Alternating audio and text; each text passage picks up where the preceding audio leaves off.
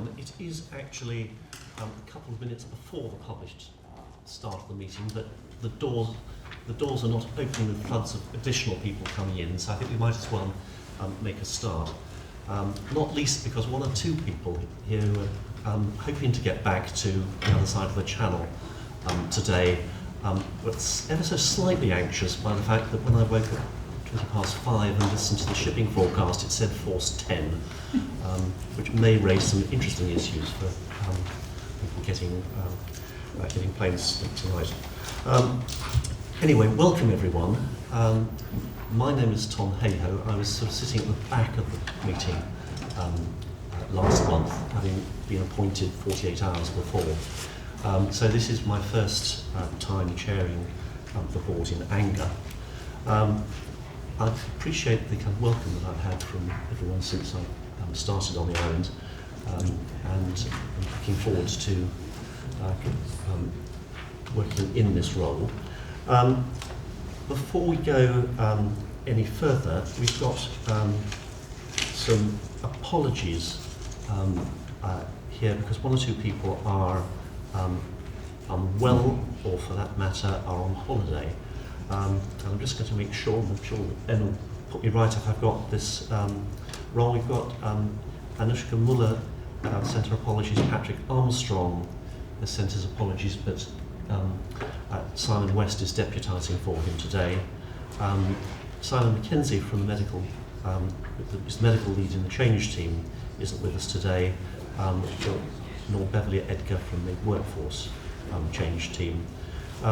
We were hoping that Jessie Marshall, who's not very well, was going to be attending today, but actually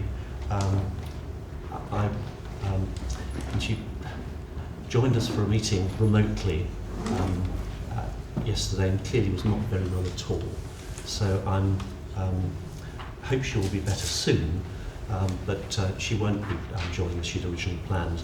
And there are a couple of items which, when we get to the action list from the minutes, that Emma will read out from her.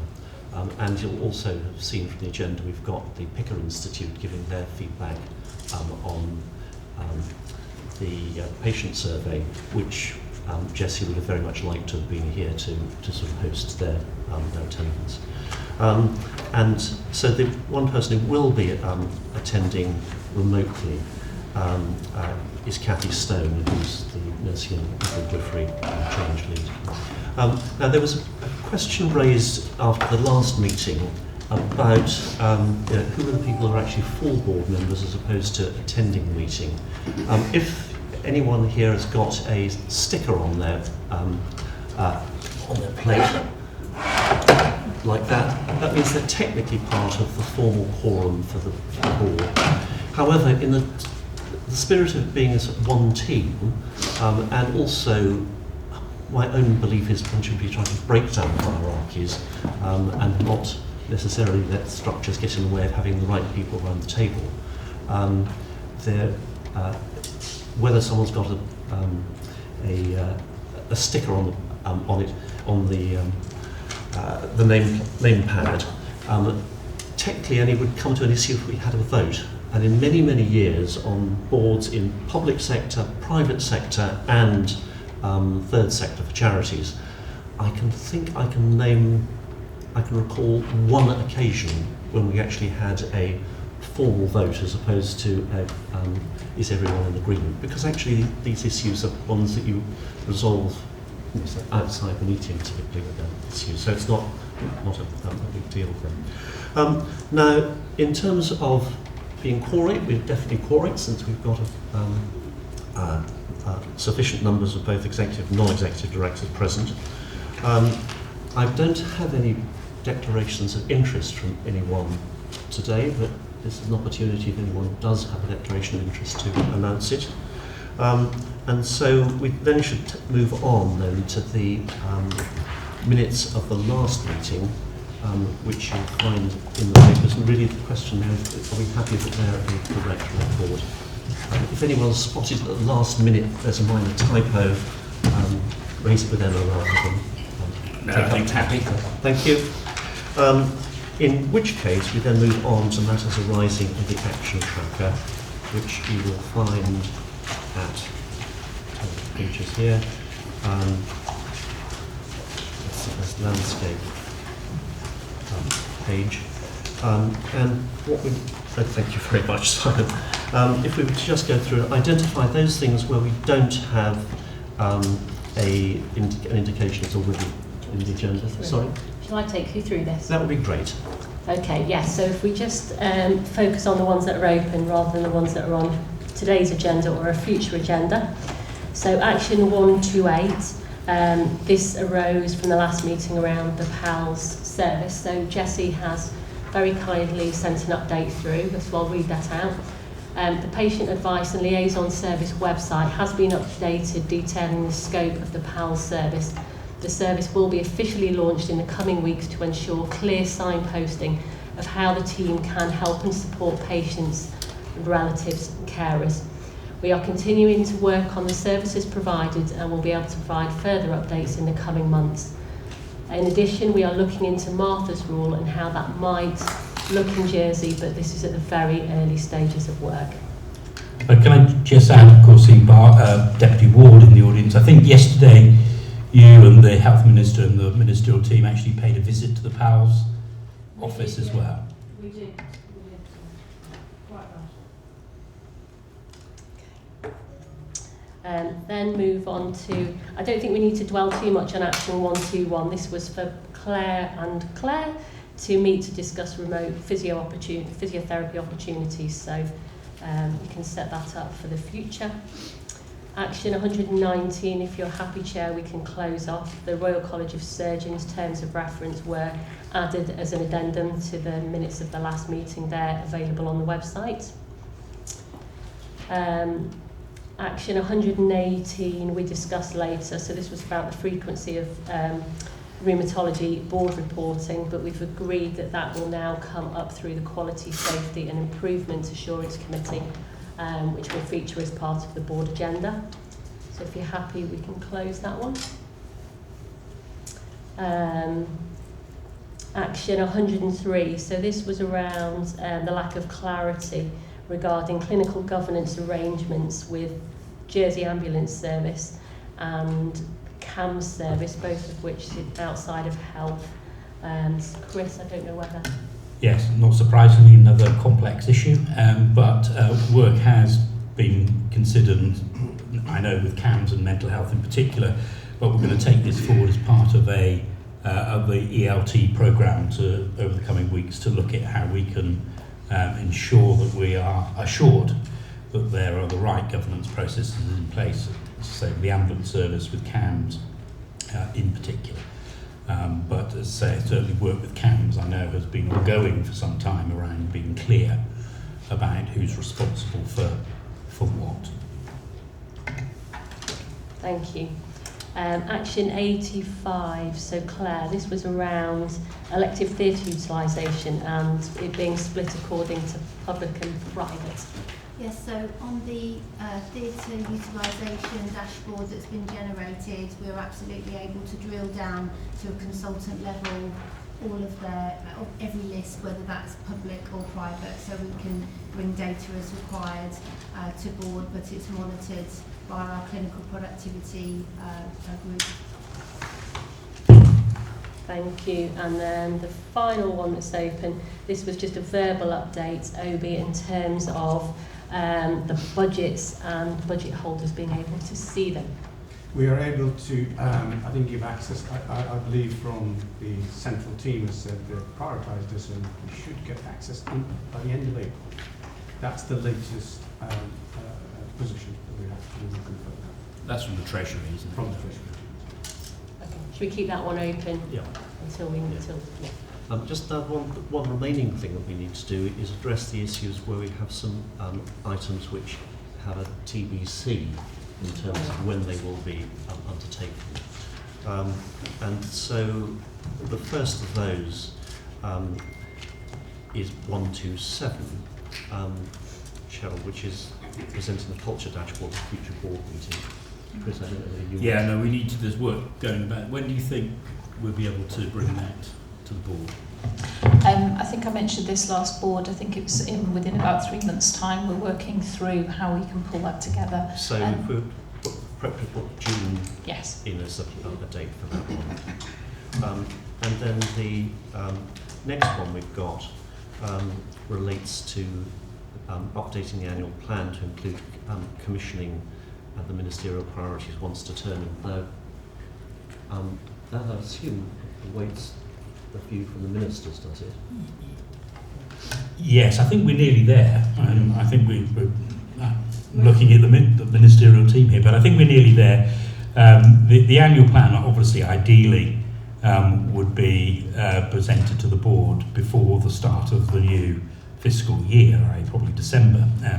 We're clearly in March now, and change of governments, etc., do have an impact on that. So I think we're probably looking at to bring it to the next board meeting. I don't think we're that far off, to be honest. I do feel very uncomfortable when one doesn't have a date for. Yeah, let's put it for the yeah. And then we've got 125, which is that's yours. An update on the work to join up mental health service and acute services as it progresses. It's not a short-term action, I suspect, on the tape, but So- good on the date in there. So we can bring it back next time if helpful. We've met on a couple of occasions jointly between mental health services and the acute hospital, and we've got a work plan. So I could easily bring back a summary of the work plan for the next board. That would be fine. We'll catch that one. And I think the only other one we've got is 96, which is the report indicating progress on increasing the number of ACPs, which actually that's got Jessie's name against it. So I think. Yeah, it does. In terms of kind of progress with that, the number of ACPs is to be increased. So that's advanced care practitioners. There are currently a small number in post. However, a project lead has been appointed with a start date from the 1st of July, which will support further development of advanced clinical practice across HCS. So we're probably looking at until after July before we get another update. Right.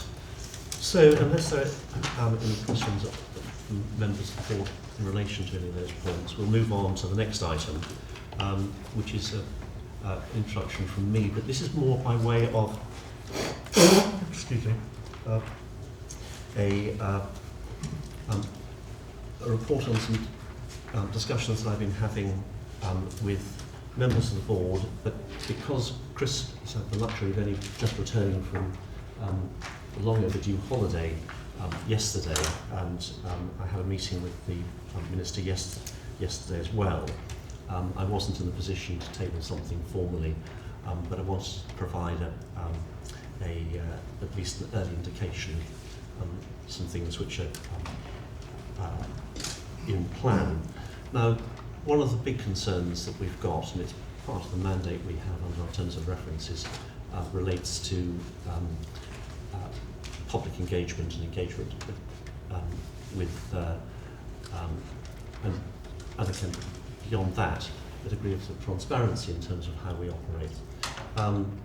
But in terms of the things we're looking to do, one of them is that in future meetings, before the start of the public meeting, we will hold, we'll have a patient story, or maybe a story from a carer, or on occasion maybe even a member of, say even, but a member of staff.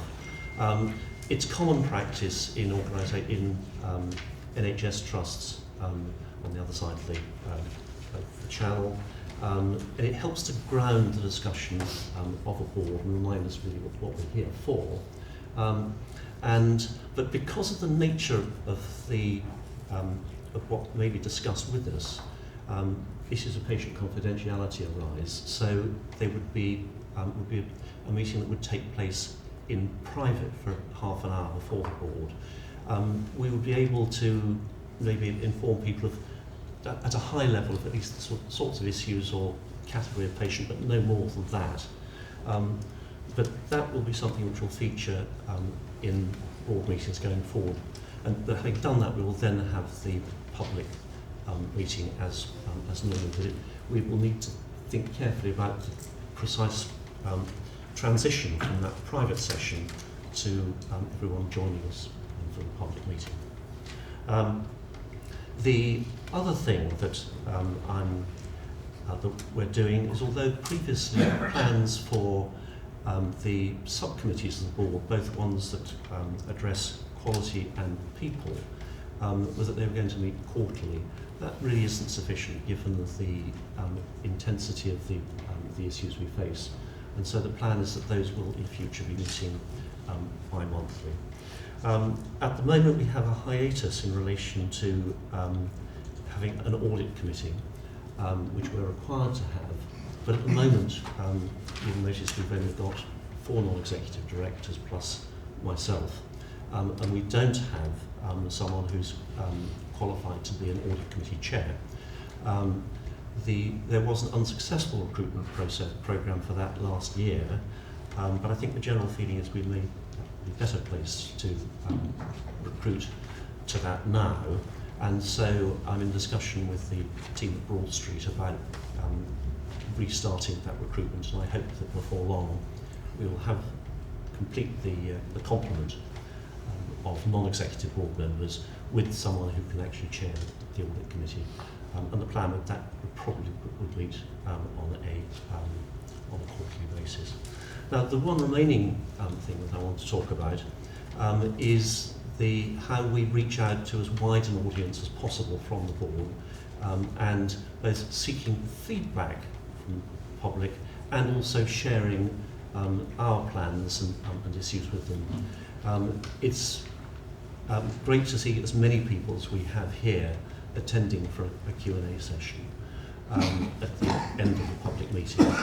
But what our plan is that we should take a panel from the board out to different communities around the island each month, and split them in terms of times of day, because clearly there are lots of people who can't come attend a meeting of this sort during the working day, and there are audiences who are maybe harder to reach than others.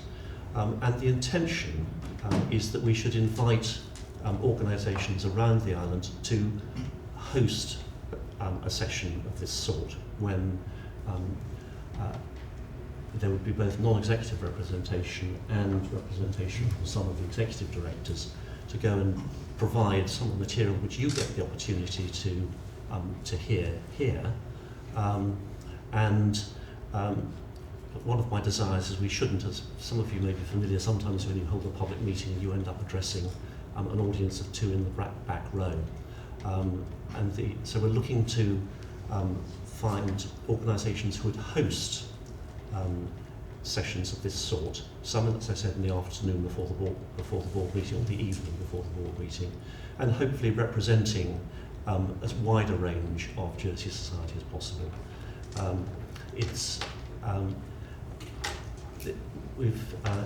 I discussed it with the Minister yesterday, and we agreed that it would make a lot of sense to have a trial of this sort and see how we get on to do it. But that's something which, in fact, if any of you represent local organisations who would be keen to host sessions of that sort, I would be very welcome to hear from you, but we will be looking to find partners to do that. So I think that gets through the issues I wanted to raise, and we now move on to Chris for the Chief Officer's report. Thank you, Chair. And welcome you back from your holiday in Vietnam. Thank you. It feels a long time ago. It might be the jet lag, but it certainly feels a long time ago. Okay.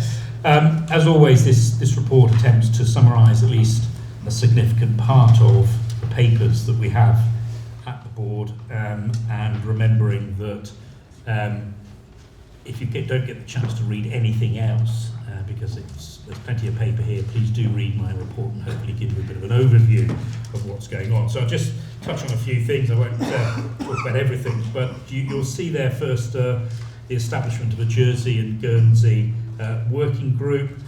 This group has been established, and some of you may have seen a joint press notice that was released on the 5th of March about the establishment of that group. The Alliance has been established to provide shared opportunities for joint working in matters relating to health and social care across the Bailiwicks, and you will see that the terms of reference are appended to my report, so don't plan to say anything more about that.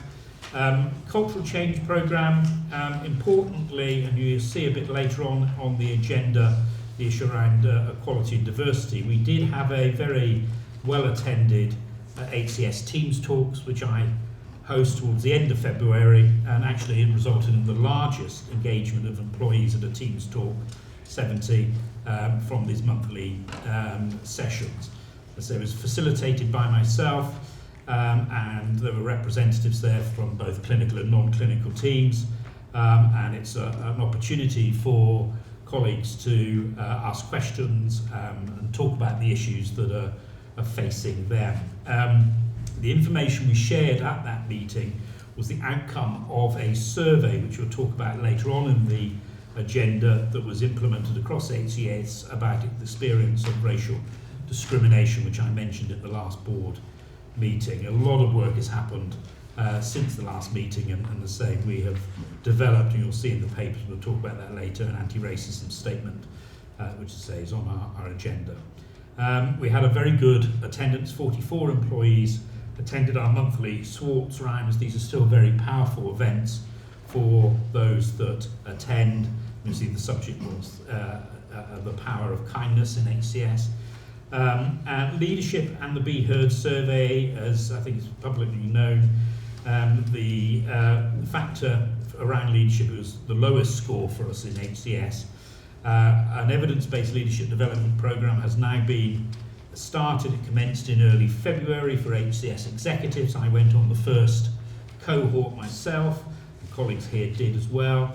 There's a few executives that will be going on other cohorts, and those cohorts will be held in April, May, June. They're government-wide development programmes, so that has started. We continue to have intensive cultural interventions into those services that require a little bit more dedicated time and attention because of the particular cultural issues that they face, and that continues. And Cheryl Power is very central to leading those direct interventions. You'll see there's a number of staff achievements. I'm not going to read them out. They're all really very good, but I do want to say just one thing. And it's the last bullet point, but certainly last but not least, is our senior charge hand porter, Donna Murphy, actually won the National My Porter Award, an International Porter Award of the year. So we were very pleased, and she came to meet myself and the executives and gave her a little bit of a prize. So she was delighted. It's the first time she's ever won anything in her life. The competition, I understand, for the National My Porter Awards and International Porter of the Year are quite difficult, so we were pleased to be able to fly the Jersey flag on that award. Patient panels, some of which members are in the audience, had its meeting on Tuesday the 19th of March, received two presentations, one regarding the Patient Knows Best software, which allows both patients and healthcare providers to access online patient records and data. And this was followed by a Q&A session. And the second presentation was from the new Healthcare Facilities Project, outlining the latest concept and design for the Overdale site. And again, some good questions and answers, I was told. I wasn't there, unfortunately. Next meeting, 22nd of April. Patient experience, I won't say anything about this because we've got the Picker Institute coming later, other than just to thank and put on record my thanks for all those patients that completed a survey. We're often flooded by surveys, aren't we, on all sorts of things. So I was pleased that we had a decent response rate to that survey. We'll hear more about later. Workforce, I won't say anything about. Bill, you'll pick that up as part of your report. Finance, again, is summarised here, but Obi, you'll pick that up again as part of your full finance report. Quality and safety, I do want to say something there. So Jesse's not here, but February actually data demonstrates a continued decrease in patient complaints with an increase in early resolution. Of course, it's the last bit that is important, and the response times to improve. A marketing campaign, which was mentioned, I think, by Emma around PALS is being developed, and that's important, as we've discussed here before. It continues to be encouraging that we note that the incidence of hospital-acquired pressure damage continues to drop and decrease, as does falls. There's been a slight increase in C. diff infections within the hospital compared to the same time last year, though we looked at that and the early indications demonstrate no evidence of any cross-infection, which is one of the key issues that you look at when looking at hospital-acquired infection. Mental health and social care. I don't know if you're going to pick this up, Andy, later around the memory assessment service. Again, some important work there. Obviously, ADHD has received quite a lot of media attention recently in Jersey, indeed, as it has done across the world. This is a major challenge for us, but pick that up. But I do want to just sort of mention personally that the Jersey Care Commission inspection reports that have been received by our services, so these are services that are regulated already by the JCC, social care services, have been recognised for the work, the good work of the leadership and the registers managers in those. I look at all those reports, as does Andy Weir, and generally they are very good and encouraging. So well done to all the staff that are involved in those areas. Waiting list, again, we can cover off. Claire, you'll pick that up, but you'll see a summary there, as with emergency and acute services. I suppose it's important just to very much highlight that Plymouth Ward opened on the 19th of February, brought in additional much needed capacity to support our emergency and elective capacity. So I shall stop there and open up to the board for questions. Claire. Thank you, and it's very good that a lot of things are improving, and rightly so, such as precious source. I'm just puzzled by the pharmacy mention that the answer to the queues is to put posters up explaining why. I'm hoping that there are more solutions. No, there are more solutions. I know there are concerns have been raised formally and informally around pharmacy, and I think the Minister brought it up last meeting because of the split between finance and funding means that the poor patients on this island, I don't mean poor as in no money, I mean poor as in unfortunate, have Hobson's choice. They either queue for ages in the pharmacy to get it at no cost, or go to the GP and have to pay a fee. Yeah. And it just seems an island this size that a solution should be found rather than just put posters up and say. Yeah, no, absolutely. The key focus for the ministerial team is that is looking at those funding issues, which are, I think, when we had a meeting the other day, was sort of, I think Deputy Howell said it's more complex than you would hope it to be to resolve around these funding sources. I think we're starting to recognise that, but it is definitely a major priority. So the poster's just dealing with sort of an immediate issue, because this issue around the funding is one that is needs to be worked through with other government departments, the Treasury and others. But you're right, it's absolutely unacceptable that we have a situation where the patient isn't the centre of this issue, but the funding sources are, and we have to address that. And I know that the Minister and Barbara, you're aware of this, and it is a key issue. Fully aware of it. Yeah, it is a major issue for us. I don't know if any other... ADHD is another good example, isn't it, really? But it is general, yeah. Can I ask another question then? Because it says that work is also underway with ADHD services to reduce waiting lists. So what bit of the other funding, what other services are being cut in order to meet the ADHD waiting time? Because I am aware of speaking to patients on the island that services such as community stoma services, incontinence services, and other services that don't get the media attention are not being funded appropriately. So are we being driven by the media determining what costs, what is funded, or by the need of the So patient? no, we're absolutely not. There's no reduction in any other service in relation to the work that's being done around the ADHD waiting list. That's being done within the current resource. We have money, as I've said on numerous occasions previously, this isn't a finance issue in terms of the resource. We have money for the resource. It's very difficult to obtain the specialist clinical resource that we need to do this work.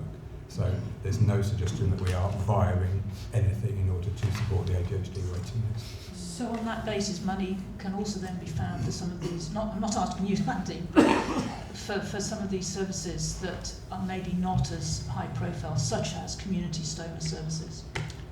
Well, we've got a limited budget here from OB later, so if we were to put more money into something else, we'd have to take it from within our existing resources and reduce something else. So there's no currently any additional money for this year, and there's no planned expected government plan growth money for 2025 either. So the delivery of the financial plan is essential for us to be able to release the funds that we need from the areas that we know we don't need to spend a lot of money on, i.e. locum post, if we can recruit the people, because that's the problem.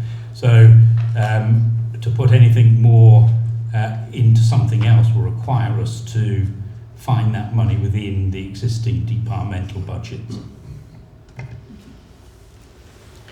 Tony. Yeah, thank you, Chair. Firstly, Chris, like last time, I want to say thank you for that view from the bridge summary, which I think is really helpful at the start of the meeting like this. On the specific, it's really good to see the Jersey Care Commission reports on care services. And I think this gives us a fantastic foundation to keep building the relationships that we need with the care sector over time as we think through what are the commissioning needs, what people's needs are going to be on this island over the next 5 or 10 years, and work really collaboratively with partners across sectors to stimulate the development of provision which can meet those needs. No, absolutely. Thank you, Chair. Right, so unless there are any other questions from the board for Chris, we'll move on. Actually, I'm just looking at time. The picker we're expecting to be available from 5 past 10. 5 past 10. In which case, given it's now 10 o'clock, but and then Sorry to interrupt, sorry for matter of information. We're not able to get an earlier flight, so I don't think there are, as the time pressure. Oh, no. That wasn't my concern. It's that we've got between 5 and 10 minutes, because I think they're available from 5 past, but they're scheduled for 10 past. What about the workforce? Bill, could you do the workforce? Yes, that would be a 10-minute item rather than. I was just thinking there's rather more if we're going to take Claire's report. So if we could do the workforce report, Bill, and that should take us through to 10. Just make sure that I've got the microphone on. It's nobody hear me now? No. Is that any better? Yes. Yeah. Fantastic. Thank you. So within the next 5-10 minutes, I'll summarise the key points in the workforce report. The month of February was a interesting winter month in as much that we had minimal progress in terms of vacancy rate overall stayed the same, but turnover rates decreased both in voluntary and in leavers headcount. Also in terms of the metrics, our sickness rate during February went up, and from the reports from AXA Healthcare, who do the occupational health equivalent reporting, Chair, that it's typical colds, gastrointestinal problems, colds and flu, etc. The other key things about February was that despite the sickness rates, despite the challenges on staffing, we did actually show an increase in the number of appraisals and objectives that we had. Previous month we reported in January an 8% completion rate. In February it was 15.2. So some movement on some things there. In terms of our workforce data vacancy rates, the medical vacancy rate actually has come down from 16% in December to 12%. We still have 34 medical vacancies that we have to fill, some of which are exceedingly hard posts to fill in CAMS and dermatology. But we have a proposal to take to the State Employment Board in April, which will be part of a workforce attraction and recruitment and retention package. So hopefully we can get some traction there. In terms of nursing, I reported through the 498 that there were 155 vacancies in February, whereas as of to date, in terms of nursing vacancies, there are 143, but actually out of that 143 we have 86 where we are waiting for those members that we've appointed to go through clearance, leaving a net vacancy rate of 57. So we've had some movement on the nursing recruitment, and moving forward between April, May and June, we're hoping to have cohort recruitment through specialist nurse suppliers and recruitment agencies who hopefully will help us recruit cohorts of 10 per month between April, May and June. We're also going to be speaking to a specialist medical recruiting company to see if we can make traction there as well. The other thing to report from the workforce report is that one of our recruitment initiatives, which is called Refer a Friend, which we've reported on previously, has now gone live. Members of the board and the public may remember that this is a scheme whereby local people can refer a friend and can earn £1,000, not tax-free unfortunately, but 50% of that £1,000 payment will be given to the member of staff when that candidate starts their role, and the rest of the payment will be made upon completion of the probationary period, rather than holding it right up until one last payment. In addition to that, I reported last time about a number of steps. I think it was over 60 micro steps we had in recruiting people to HCS. And I'm pleased to say that having completed our review of the non-medical recruitment mapping exercise, from 120 to 140 days, we can get that down much reduced to about 60 to 90. The only thing we can't govern is the actual notice period, that could be 60 to 90 days. But to shave over a third off of those recruitment steps is some feat. Finally, from my point of view, we are looking at ways in which we can improve the way we onboard people. I have staff who are negotiating with the Central Accommodation Department to make sure the transitional accommodation is available for people to move into before they enter into the private commercial market. And in addition to that, we're also looking at making sure that people on their retention, we want to reach out to make sure within the first 0 to 9 months of their employment, we are constantly engaging with them more. In addition to that, final and foremost, I think the talent acquisition system, which is a new hiring system, is going to be rolled out across HCS by the 21st of April to go live on the 22nd of April. It should have gone live on the 25th of March, but owing to a review of the piloting of it, and also the fact we didn't include the AHPs that need training on this system, we put it back to enable that all training, all knowledge learning actually sticks with the whole HCS workforce. So that will go live 22nd of April, and those are the key points, and I'm happy to take any questions.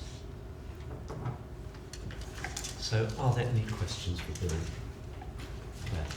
First, congratulations on getting some of those metrics down, especially the medical staffing and locums and time to recruitment. Just a question which you may not have the answer. What's your international medical graduate ratio to graduates from, I assume, the UK and Jersey? Do you keep those figures at all? Are you reliant on international medical graduates for nursing and medicine?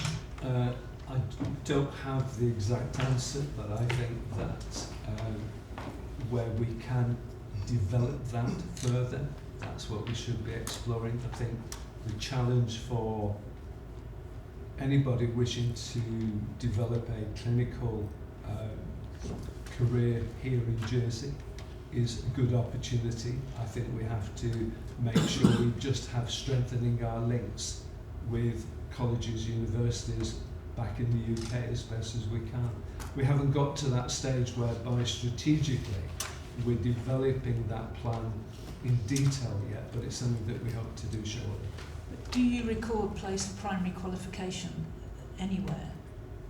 So where the staff, I'm just interested in where these staff are coming from, because are they overseas trained staff, or are they staff from the UK? It's mostly UK, I would think, but I could be corrected on that. Right. So we have quite a broad cross-section of staff, as you might expect. The vast majority of our junior medical staff come from the UK. The vast majority of our consultant health staff come from the UK. We do have staff who have qualified a bit elsewhere. So we have staff who come from Europe, Holland, Germany, France, but the vast majority is from the UK. Carolyn. Yes, thank you, and thank you, Bill, for your introduction. And I, like Claire, say well done for the reduction in some of the metrics. The area I particularly want to focus on, and I don't know whether it's yourself or Ubbi who should respond to this, so happy whoever. But so you say that you've managed to reduce by 1/3 the recruitment time, which therefore means that that's a third reduction in the cost of, or the additional cost of interims and contractor staff, which is brilliant. But I wondered what reduction you'd assumed in the financial recovery plan. Was it just a third, or was it more than a third? No, the reduction we were assuming financially over the 12 months period. Sorry. The reduction we're assuming in the financial recovery is phased over a 12-month period, and the idea is that it won't happen in 1 or 2 months. It will begin to come down. So the parts in recruitment are the time to actually hire, get people in to accept an offer, and then what Bill is describing is then actually onboarding people is another process we have to go through.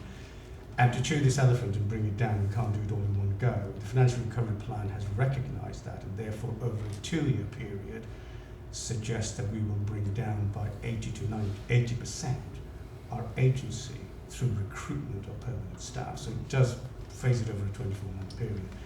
But we're not there yet in terms of the front end of it, hiring people back down to 60, to the number of days that Bill has described is fine, but we still need to get the onboarding processes down significantly to deliver the financial recovery plan. Yeah, so I got that, because it was 60 to 90 for one and 60 to 90 for the other, which is quite a variation actually, isn't it? Because it's a month, so that's 2 months worth of savings really, if you with the variation. So what I'm really trying to get at, and I think it's really sensible for you to do it over a 2-year period. That's excellent that you've done that. But we have savings this year that we have to make on this. And what I'm trying to get at is, you know, it's good that this work is happening. It needs to happen quickly so that those savings can be banked. And I just wondered, what is it this year? Is it 6.6 million? It's 5.9. 5.9, well, let's round it up to 6 million. And it would be just useful to know how much of that is the whole 6 million at risk? Yeah. Is 4 million at risk? Would we, to speed it up, and this is a question for people to take away and perhaps come back, but would it be sensible for us to consider taking a risk and actually investing to speed the process up more? So, for example, if we invested £200,000 for people to speed the process up more, that might achieve £3 million worth of savings. So that's a net 2.7 million, which is money that we might not achieve at all. So, you know, you might be better to invest, to save, as it were, to do that. And I don't expect an answer now. And I know that that is something which has got to go for ministerial approval, and it will need political agreement to that because that's outside the budgetary process, etc. But I think that's something that it would be very good for us to get back here to see whether that risk is worth taking. No, thank you. I think a very good question, and I cover that in the finance report, but perhaps as the question is asked, it's worth saying it now. There is a risk to the FRP delivery to this plan, and I've articulated that in the finance report. And the risk is exactly that due to the processes taking longer to bring down this time to hire and onboard people, which is fundamental then to replacing the expensive agency with permanent staff, does mean that there will be a slippage, a very likely slippage and delay to getting people in, and therefore reducing that over expenditure that currently HCS is incurring. I think it's important to point out that it is a slippage. So the opportunity to deliver it is still there. It's just taking us longer to do it than even the cautiousness or the ambition in the FRP plan suggested. So in mitigation to that, it is definitely worth considering the proposal you have made, and that is one of the recommendations that we are taking forward as an exec, to say that how do we now recover what is a slippage, because we're sitting in Q1 now without having reduced the time as fast as we wanted to. And what you have proposed, I think, is exactly the sort of action we need to be taking, which is going out and actually doing something more ambitious or entrepreneurial to change the rate and the pace at which this change is happening. It's not happening as fast as it should, and that reflects on the money. So essentially what you're saying is in order to bring forward savings, there's an invest to save to come, and that's on firmly in your sights at the moment. Definitely. Very much so, because of the dependencies we have on these processes not being entirely in our control. It is about resting that control in our hands and doing that ourselves to pace this. Chris, I'm just conscious we've got to pick up, but This is incredibly quick. I know we spend a lot of time talking about percentage, but the reason I was on my phone, so I do apologise, because I could just remember an email from medical staffing from Jane, and just to say that in terms of increase in medical numbers, last year, 23, we filled 10 vacant consultant posts, expanded the number of junior doctors at the clinical fellow grade, and the deanery asked us to take on more trainees. Last year, 6 in total. This increased the junior doctor tier, if you lump those, by 35 full-time equivalent medical staff. So 10 consultants, 35 junior medical staff. That's a significant improvement during our time last year in doctor recruitment. We've still got a long way to go, as we've said, we've got vacancies and hard to reach or hard to recruit places, but it is moving forward. great. Thank you. I'm very conscious that I've got you can see that I've got people breathing down the back of my neck. And so, Alex and Sarah, thank you for your patience. It does feel very strange because I think I feel the breath kind of not running my shoulders. But you're going to present to us the results of the Picker Institute survey that you've undertaken for us.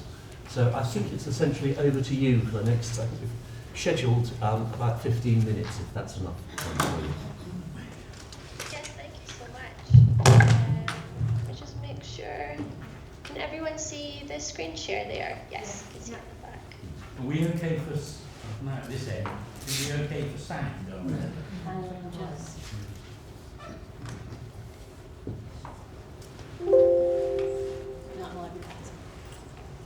Can everyone hear me now? That's great. Yeah. Yes, perfect. Okay, good morning everyone. Thank you for having us today. My name is Sarah Gunn. I am a Senior Project Manager at Picker. I led the team who delivered the 2023 Patient Experience Evaluation in Jersey. I am joined by Alex Rott, our Head of Service Delivery, who had oversight of the evaluation. So our presentation today will take around 10 minutes, and hopefully, time permitting, we will have time for a short Q&A after. So can I please ask everyone to hold any questions until the end of the presentation. For those of you who may not know, Picker is an international charity working across health and social care. We measure experiences to uncover instances of excellent and poor healthcare delivery, and our work is focused on supporting organisations to improve the quality of care they provide. The next few slides detail the methodology of the evaluation. I won't cover everything in detail today due to time, but you can find more information in the board papers and the publicly available report, which will be published in the coming weeks. The 2023 evaluation used the same methodology as in 2022. This year, in addition to surveying inpatients, urgent and emergency care, maternity and community mental health services, we also surveyed outpatients for the first time. More than 5,500 adult patients who had received care from one of the 5 services were invited to take part in the evaluation, which ran from October 2023 to January 2024. The survey used a mixed mode methodology. Questionnaires were sent by post with an option to complete this questionnaire online. All 5 surveys were informed by the Care Quality Commission's National Patient Survey Programme in England. While the CQC do not currently survey outpatients, we reviewed the historic version of this questionnaire and updated the questions to align with current best practice, the other questionnaires, and Jervey-specific context. Within the questionnaires, we have 2 categories of questions. We have a core set of standardised questions across all 5 surveys. This allows for internal benchmarking or inter-service comparisons. We also retained service-specific questions from the CQC programme to enable external benchmarking against the CQC data. Outpatients is excluded from this analysis as the CQC do not currently have an outpatient survey in circulation. Today we will be looking at internal benchmarking for the 9 core questions that appeared in all 5 surveys. This slide details the response rates for the evaluation. The response rate is shown as a percentage and represents the proportion of completed surveys from the total invited to participate. Overall, across the 5 surveys, we had 1,486 people respond from a sample size of 5,727.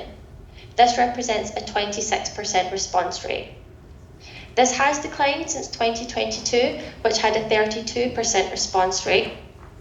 This decline in response is not isolated to Jersey, however. The CQC programme in England has recorded a downwards trend in response rates across all their surveys in recent years. The results we are going to be looking at today are what we call positive scores. Positive scores represent the percentage of people to whom the question applies that gave a favourable response to that question.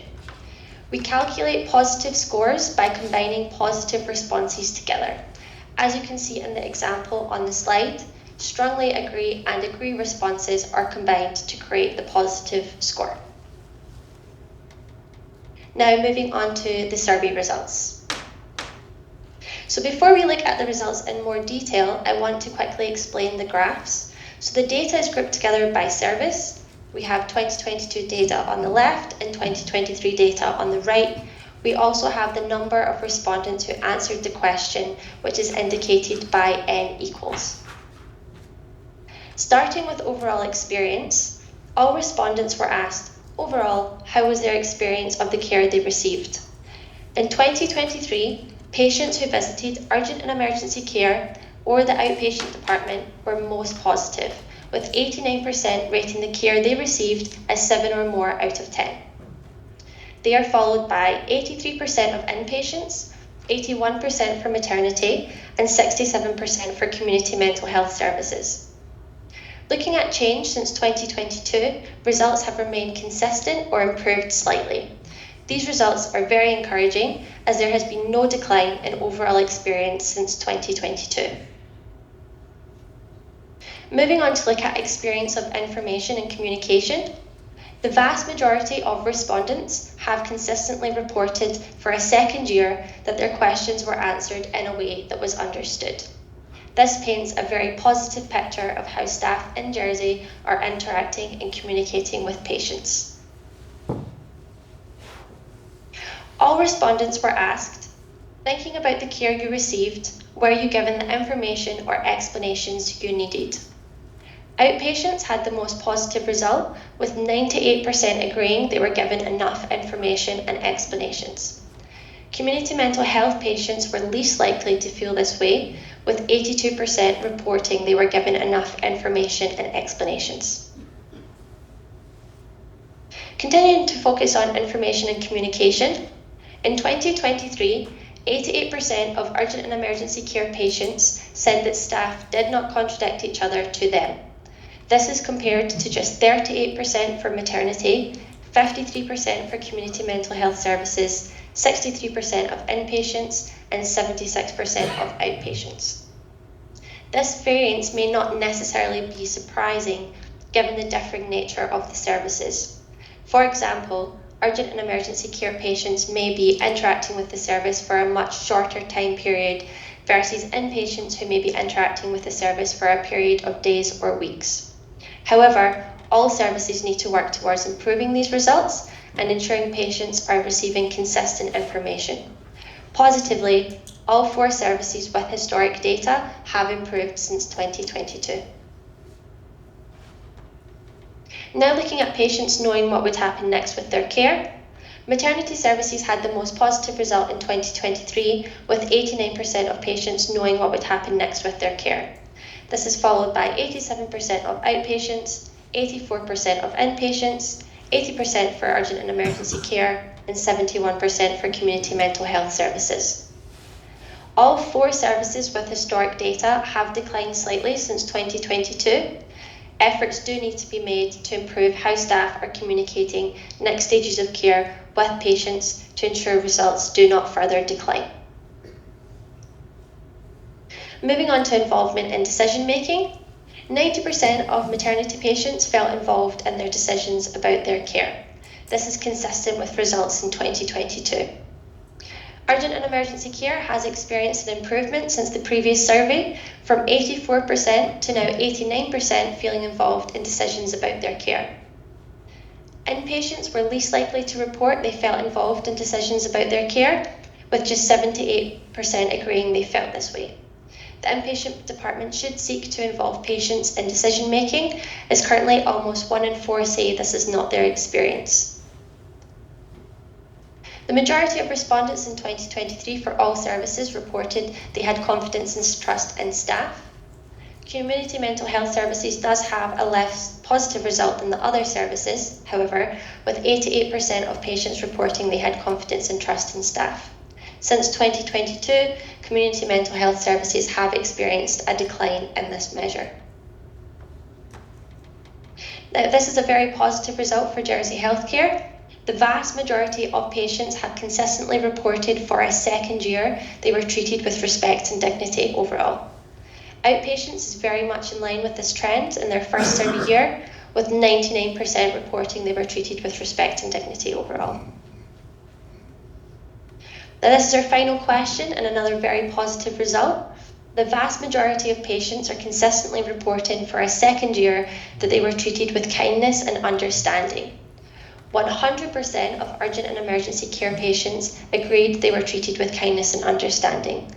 To receive 100% in a patient survey is very rare, so this result should really be celebrated.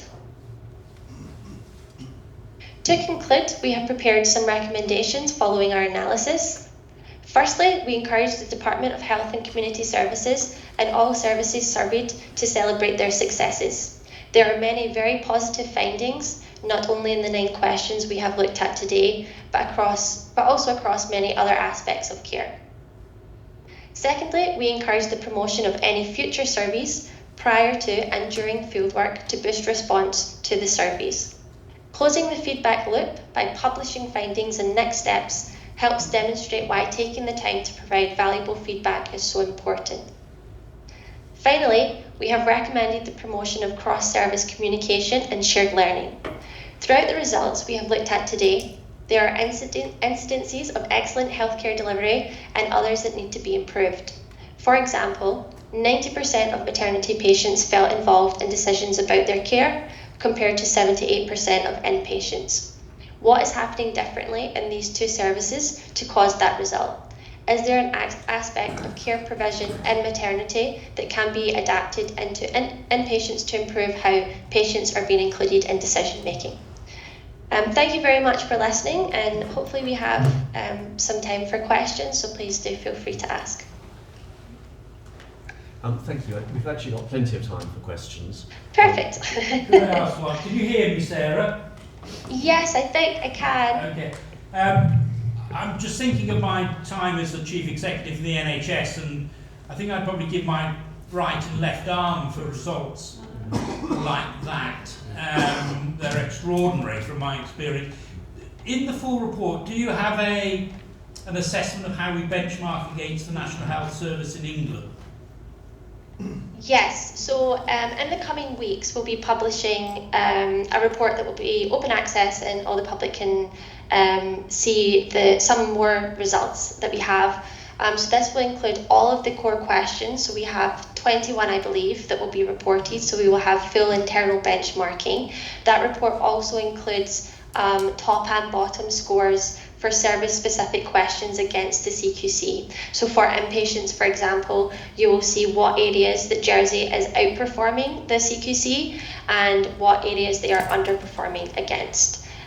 So all of that information will be in the public report. Carolyn.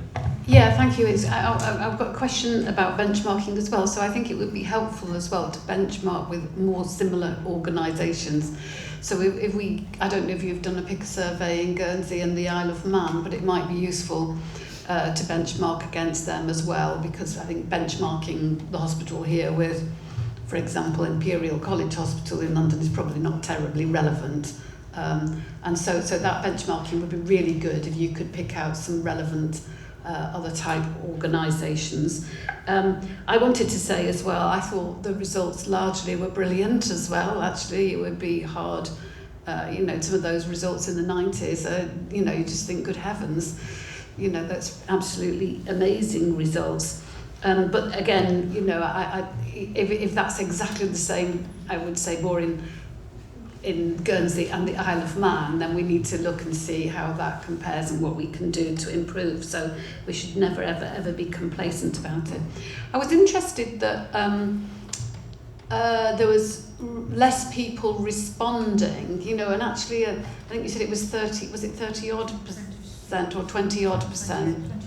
28% from 30, which is not a representative sample, I don't think. I think normally you're expected to get over 50% or something, or is it a finite number? So I'd like to know just how representative it is with a response rate of 20-something%. I think that would be very helpful for us to know.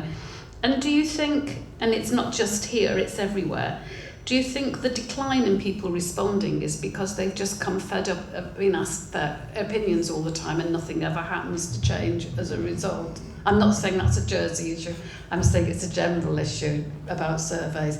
And is there a better way of doing it so it can be more inclusive going forward?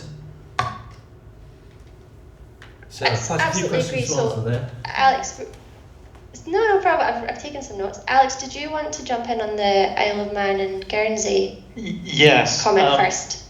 Yeah, absolutely happy to. Would love to be able to provide benchmarking. Unfortunately, Isle of Man currently don't run a similar programme. We have been in discussions with them, similarly on their staff experience side of things, but that hasn't been able to progress to an actual live programme. Because very similarly, their interest in doing it was also to be able to benchmark against the other islands, including Jersey on that side of things as well. So obviously, as soon as we have any sort of update on that, we'll obviously be putting everybody in touch just to make sure we've got that relevant benchmarking comparison. Sarah, I'm happy to touch on the sort of the response piece initially. You're quite right. There's probably a multifaceted reason as to why response rates are declining.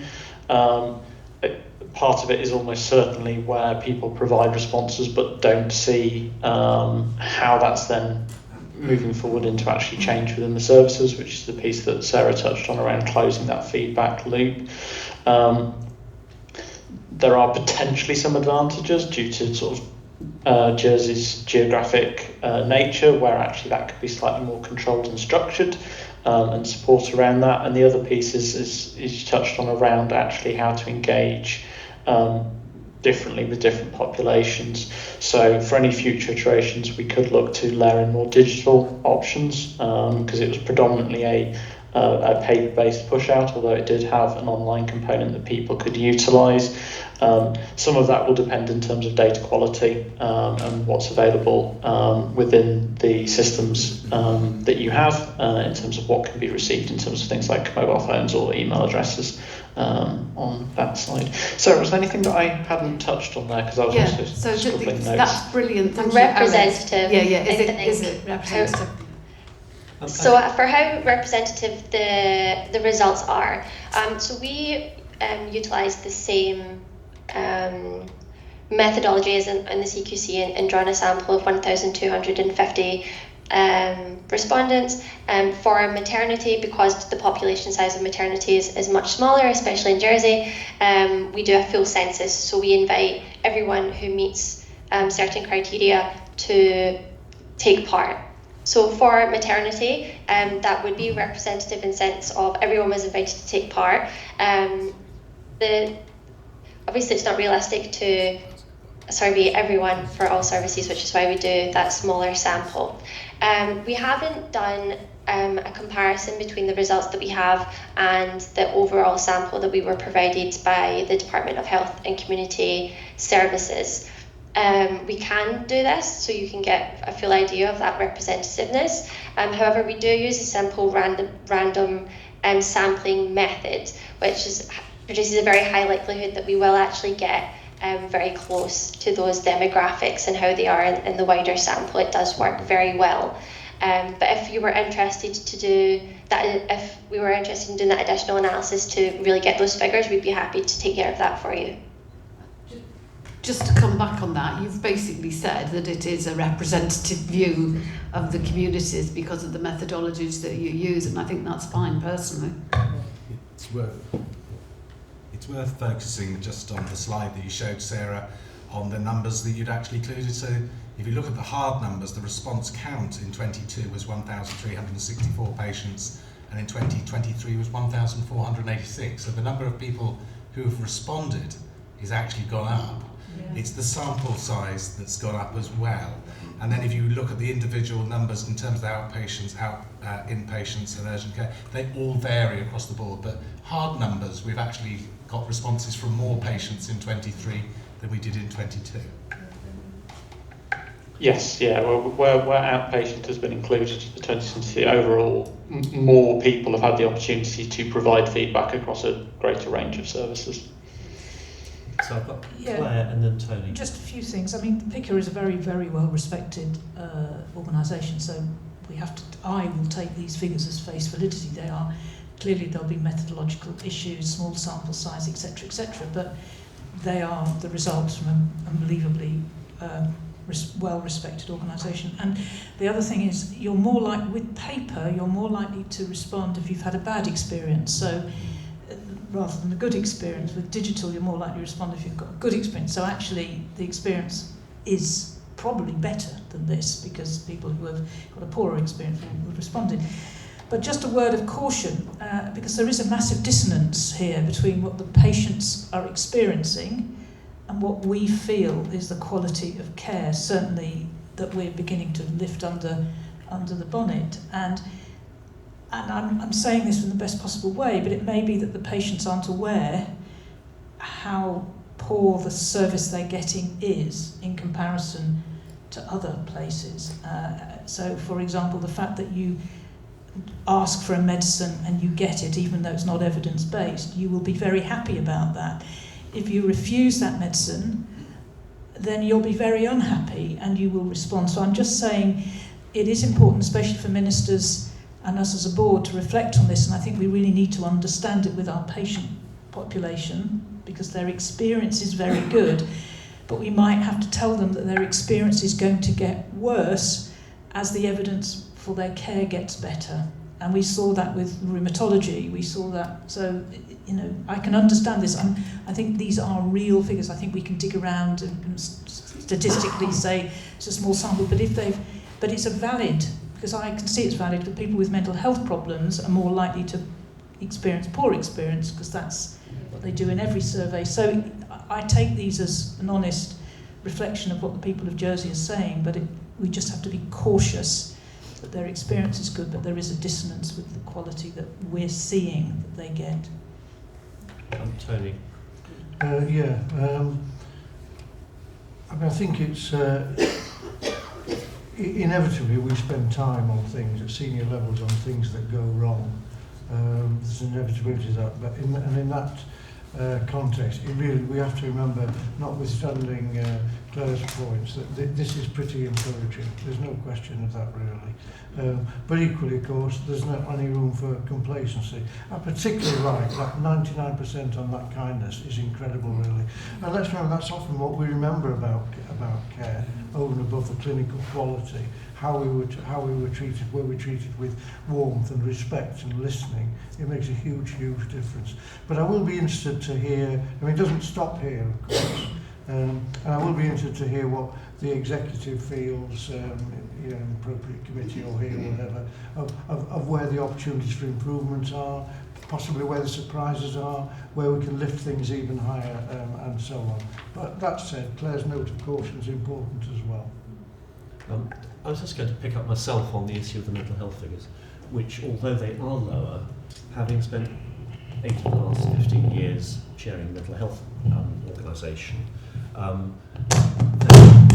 it's partly in the nature of the issues that patients are facing and the challenges that they're facing, and actually the challenges facing staff as well, that certainly in my experience, mental health organisations experience lower patient satisfaction figures.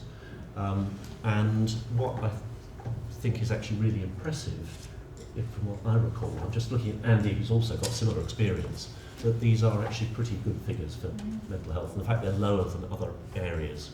The one thing that I've got a concern about, which I think there is something that we need to dig further down, is that Simon's gone straight to it. The figures about staff did not contradict each other to patients. And I'm particularly anxious about it in relation to maternity, which is an area where people generally have good expectations and most people have good outcomes, and forget about the things which weren't as great along the way, because actually some of the bits about childbirth are pretty challenging. But that figure, 36, well, proves ever so slightly to 38%, is one that's ringing alarm bells to me. Whereas actually in urgent and emergency care, it's also partly the nature of the service, that it's a fairly short engagement you've got, and generally there's not much opportunity for that sort of disagreement, but I think that's something which we do need to look further at. I think, Tom, we need to link that actually with, we've got a paper on the maternity improvement plan yesterday, and I talked about, in my report, about targeted cultural interventions. So those things are all linked as regards to our maternity service. So it doesn't surprise me it's so low. It surprises me it's so low compared to other maternity services. I imagine that you'll see that as a much better result. But considering the challenges that we're trying to address through the maternity improvement plan, that's probably a statistical reflection of some of the issues we've got in the maternity department. And almost definitionally, because it's the lowest number, it's the one where we've got the biggest opportunity for improvement, and we might hope to see better figures, particularly in relation to that programme. I'm just looking around the board. Any comments from the executive team? So, thank you very much, Sarah and Alex. I look forward to seeing a bit of data about benchmarking, because that does provide a kind of bit of sort of further reassurance. But those figures, certainly from my experience, both in the acute hospital sector and the mental health sector, are actually pretty damn good, frankly. And in terms of the comment and your recommendations, is actually there's some success to celebrate. at the same time as we may beat ourselves up about other things where we're not sure they're as good as they should be. So thank you very much. That's all right. Thank you so much for the giving us the time. Thank you. Thank you, everyone. Thank you. Bye. Thank you. So we now move on, and we've had a little bit of a taster already. So we're now going back to the quality and performance report. Make sure I'm not completely lost today. So over to you, Claire. You can hear me okay? Okay, so I'll go over my metrics and then hand over to Sorry, can you other hear at the colleagues. front? Is that okay? Yeah. Thank Yeah. you. So in terms of elective care, obviously we've got metrics there that relate to patients waiting over 52 weeks for both outpatient and inpatient care. And obviously we can see the decline in patients who have been waiting the longest. That's entirely consistent with our recovery plans that we've been presenting at recent boards, and obviously pleased to see that bearing out. Key to that, we've had some really specific recovery plans around some specialties, for example cataract, and we have seen our first patients who have received off-island care. So the first 7 patients went this week, and we've had some really detailed, dedicated feedback sessions from them to hear about their experience, which was broadly positive. And we can see, just sort of note, we can see anywhere between a 60 to 75% uptake of the offer to have that. Of course, that doesn't negate internal recovery plans that we're also developing, but for some patients that's developing into a real option that they're happy to take, whilst it's not for some. So good to see the outpatient waiting list reducing chronologically. Key to this work is that we're focusing also then on those patients that have waited in the next group along. So what the board is seeing here is people that have waited over 365 days. We're now looking at the group that runs up to that, because obviously it's really important to focus on those in tandem and making sure that we're not storing up a problem, and we continue to reduce those who've been waiting the longest. So that's a key part of focus. Of course, obviously, the more patients we see in outpatients, a proportion of those do convert to needing to come in for surgery, and we've seen that happen. Obviously, we can see the rise in the waiting list for people waiting to come in to have surgery. Key to this is the capacity that Chris alluded to in his report that was brought online on the 19th of February. So obviously we haven't had much time to see that bear out in the data, but that activity is online and is allowing us to have additional capacity, both for emergency care, but of course is keeping medicine, patients in medicine and not impacting our surgical capacity. Interestingly, in January and February, we can already see that we've completed 200 more operations than in the same period last year, and they have been a mix of emergency and elective patients, but really great to see those numbers bear out, and of course we'll continue to focus on getting those numbers down with developed recovery plans that I've updated board on previously. As I said last month, the access to diagnostics is a new metric for Jersey. We're unclear at the moment about the capacity and resources to allow us to deliver performance on that, but we're holding ourselves to account to understand what we can do to ensure that diagnostics as part of the whole pathway of care comes down, and we have reduced the numbers in that category by 100 in month. So, but that's look forward to being able to give more of a comprehensive picture about how we deliver that metric going forward. The new to follow-up ratio is coming down, which is good to see, and is sitting within our clinical productivity work streams. And I think then the further elective care performance elements to bring out are our DNA rate is reducing, our was not rate is reducing also, and our theatre utilisation is improving. The operations cancelled on the day, which we have briefly covered last board. We've now got a theatre flow improvement group, which we have developed a dashboard, so we started to see that for the first time this week.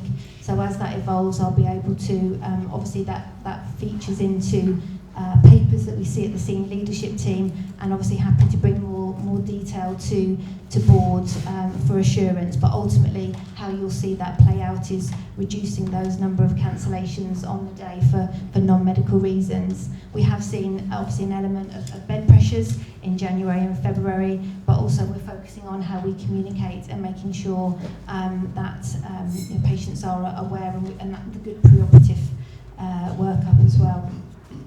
In terms of emergency care, obviously we have seen some winter pressures within Jersey, and particularly in February we had significant issues around norovirus, which played out in February and continued into March, which did increase our demand for isolation rooms, and also gender, the requirement for different gender beds. We have co-located now our ambulatory care unit onto AAU, which, as we brought some additional capacity online, meant that we lost some capacity in AAU, but that's under the guidance of the response to the Royal College of Physicians report. So it's the right thing to do for the service model, but we've brought on additional capacity.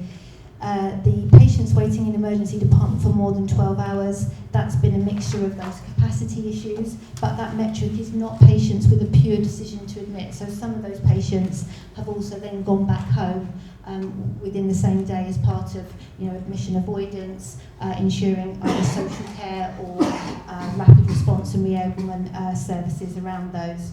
But we're getting the analysis on that. Good to see that our non-clinical transfers out of hours is reducing, again, which pays into the additional capacity that we have brought online. Now, we're doing the right things for patients there. Some of that might be impacting performance in other places, but was a key part of concerns raised from patients, and obviously also some other elements that we saw in our safety reporting. So that's been the right priority. The total bed days in terms of delayed transfers of care, I'm not going to dwell on too much because we've got the other paper. We know that this is a data reporting issue in terms of the SPC chart. We have a different data source that Andy and I look at on a weekly basis, which is the focus number, and this is how we're adapting to the data collection in Maxims, which we're sorting out. So I think the key headlines from me, Chair. Thank you. Great, thank you. Any questions for Claire, Carolyn? Yeah, thank you ever so much for that, Claire. I think a few months ago, I raised the issue of patients who've been waiting a very long time, whether it's over 52 weeks or indeed however many weeks, and whether any clinical harm assessment has been undertaken in relation to those patients. So it's just basically, you said that you would go away and have a look at that. So it's just basically, has that now been done? And presumably if it has, the answer is not a lot, but anyway. No, yes, it has. A part of the weekly PTL meetings that the head of access and general managers and clinical leads, we're very assured in terms of ensuring that all urgent patients are listed and seen, and also then those that are waiting, that we ask for that clinical review, so we're confident that there's no harm. Any harm would be reported as part of our patient safety process. I don't know. So I can tell you that for orthopaedics, where we had quite a few long waiters, I actually had started doing some of the long wait clinics. So I reviewed a series of patients last week, and I've got to harm. Okay, lovely. Thank you very much.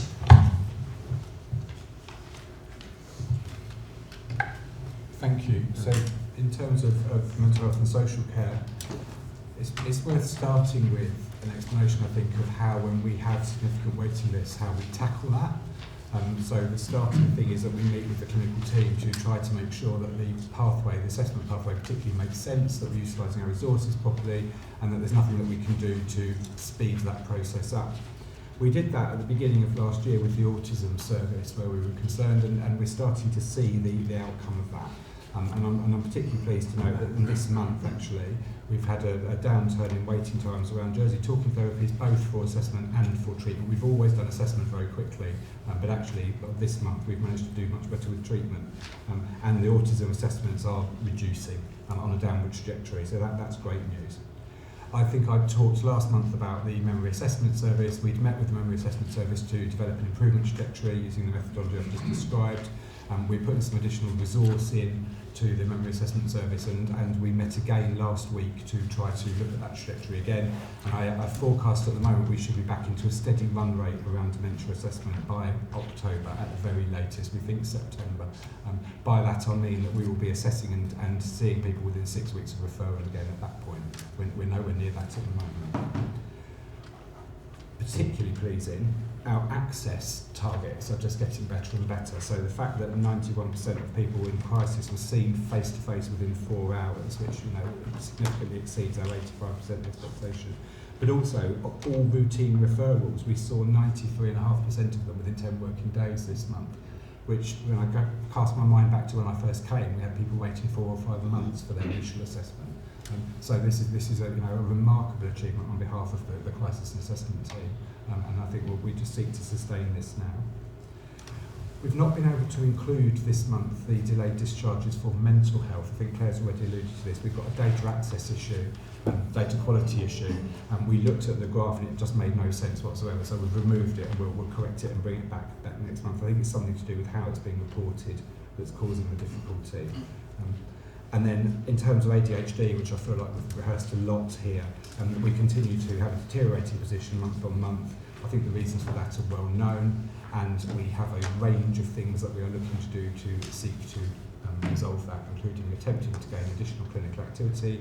We are currently reviewing the waiting list again, so we have someone clinically looking at everybody that's on the waiting list to work out what do we do to manage that, and thinking again about is there anything that we can do around the assessment pathway. It does feel like we've rather exhausted that. We don't today, as yet, have an update on the position around the potential for shared care arrangements with primary care. Those conversations are still going on in the system. I'm hoping that next time we sit, we'll have a clearer position around that. Adult social care, there are only 2 indicators which we've talked about previously. Both of those are being well achieved. And again, fair play to the teams that have been involved in particularly the assessments being signed off within an identified period.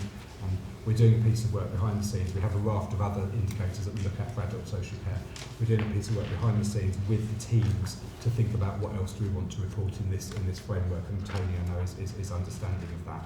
And that links to a piece that I'll talk about later when we talk about hospital discharge, around rethinking how we frame community out of hospital care. Okay. Any questions for Claire or Andy? Claire? Not a question, just to make sure that we do record how extraordinary improvements, both in hospital and in mental health, and just to congratulate the teams involved, because this is hard work. So thank you. I've got 2 questions. One of them is part of that kind of improving news story, which is at what stage do we start recording our long waiters as being the 6-month waiters as opposed to the 52-week waiters, because at a certain point, while we don't want to lose sight of the completely unacceptable 52-week waiters, actually 6 months is a blooming long time if you're waiting for something. So that's more a rhetorical question than anything else.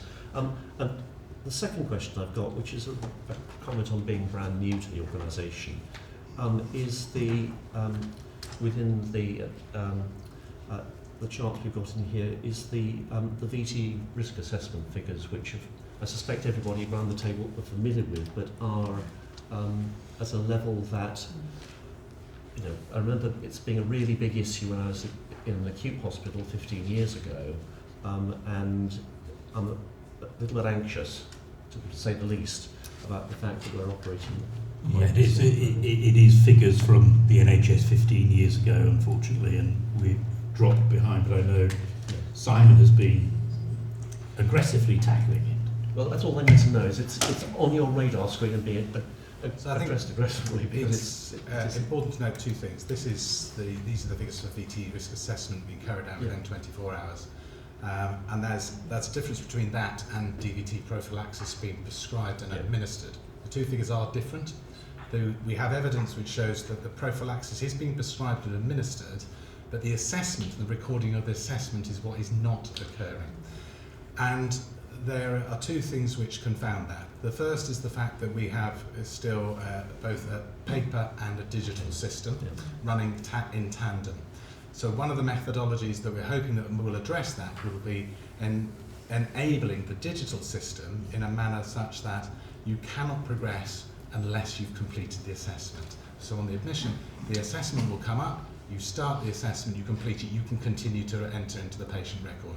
That will be switched on in the next iteration of the Maxim system, which is due, was due in April, but with the change for reason that MND might be a little later.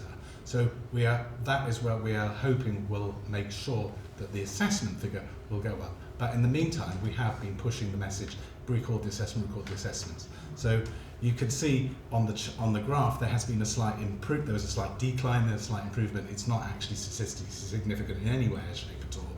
But that is where we are with the assessment process. I think this does feel like familiar turf, and I know that when those sort of steps were addressed when I was kind of in an organisation, a smallish hospital, a long time ago. It did make the difference. But so thank you for that. I probably don't need to ask the question for a few months, but I hope it will look very different. Version 7 comes in. Yes. Great. Sorry, can I just ask Claire, one of the things that, and obviously I've been away, so I don't know, I'm maybe not up to date, we are expecting, certainly in Q2, some of the insourcing, outsourcing initiatives that government funded to start to show an impact. So I'm thinking of ophthalmology as a good example. We've already seen an improvement, I think, in endoscopy. But are you still confident to this board that those insourcing, outsourcing initiatives yet to come online, or very soon, I think ophthalmology is the end of this month, isn't it? Will make a really positive impact, and we will see that on the SBC chart. Yes, absolutely. Because we can already see that we're reducing the longest waiters. The cataract patients only started last week, even with the bad weather. So obviously not necessarily contained in this detail. So we can see that we were turning the curve before that. And with those different schemes that you described, Chris, we are already focusing on the next cohort underneath the under 365. And as you say, Tom, we can see those patients that are waiting 0 to 30, 30 to 60.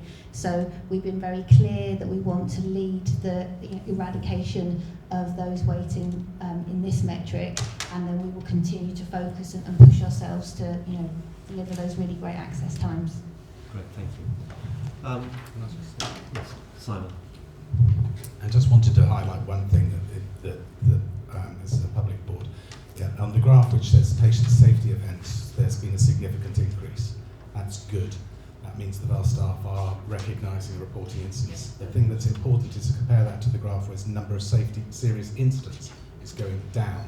So I wanted to ensure that that message got across. We are promoting governance within the organisation. We're seeing a very positive trend, and we're also seeing that although the reporting is going up, the number of serious incidents is going down.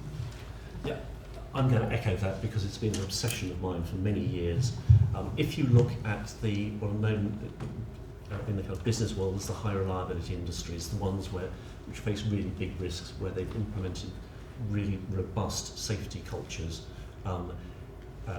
incident reporting is regarded as a good thing, not a punishable thing, and so an increase in incident reporting, provided the serious incidents go down at the same time. I echo that absolutely completely. On which note, if we can now move on to the finance, which, as I said before, I was reminded we actually hadn't started yet to get to Claire and Andy's reports on performance. We've sort of made a bit of a start of. Yeah, thank you. My report is going to cover the year-end outturn from last year, and then move on to the first 2 months of this year. Year-end outturn for last year was 32.5 million deficit, which was a 6.5 million variance against what we forecast.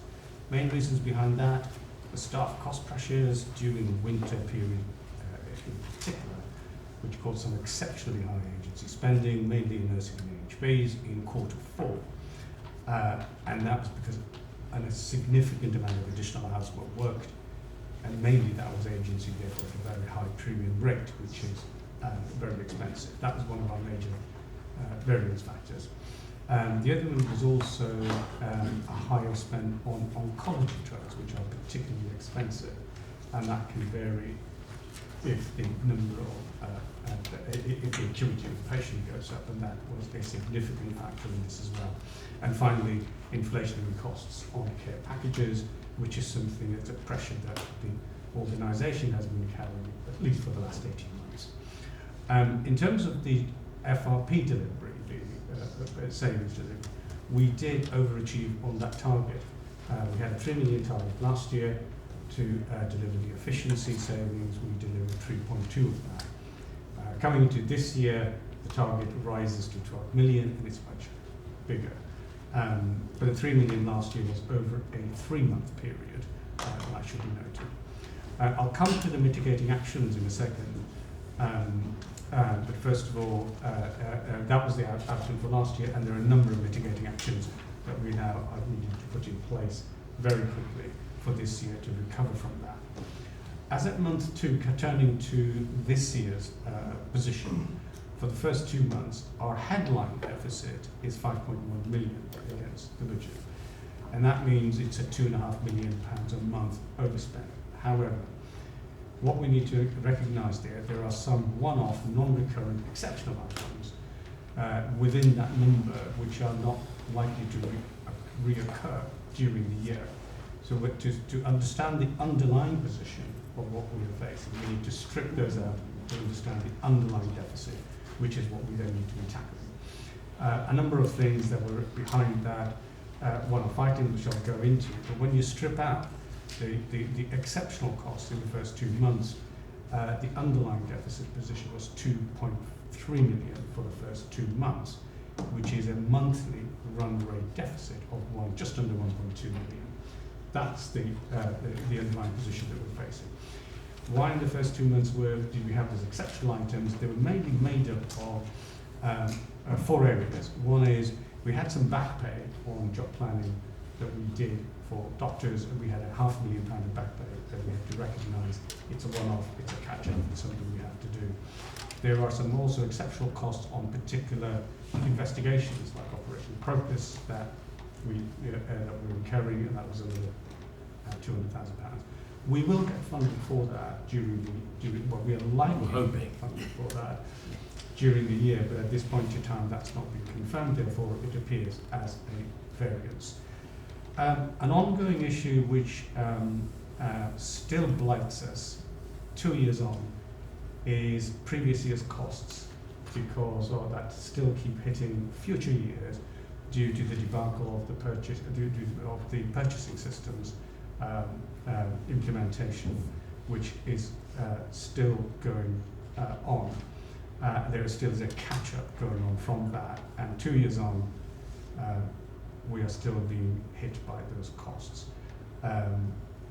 So that's another factor that's exceptional. It is just not something you can budget for until it works its way through. Any of the other movements were purely timing differences, where income lags by 1 month, but it catches up. So a number of those costs that have come in month 2, but really they belong over a 3-month period, so you spread them out, and those were the underlying sort of, and smoothing out of the costs were the other factor.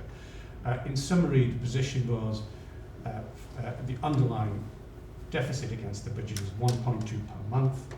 Some exceptional costs have come in which we've had to recognise, and therefore we need some mitigating actions to address those.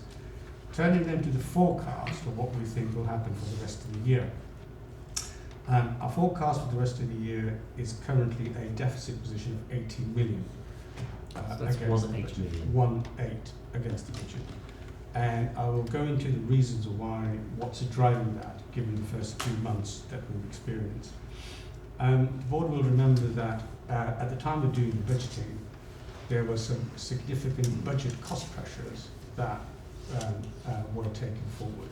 7.5 million of that were the budget that was available against what the care groups were asking for, they needed to run services.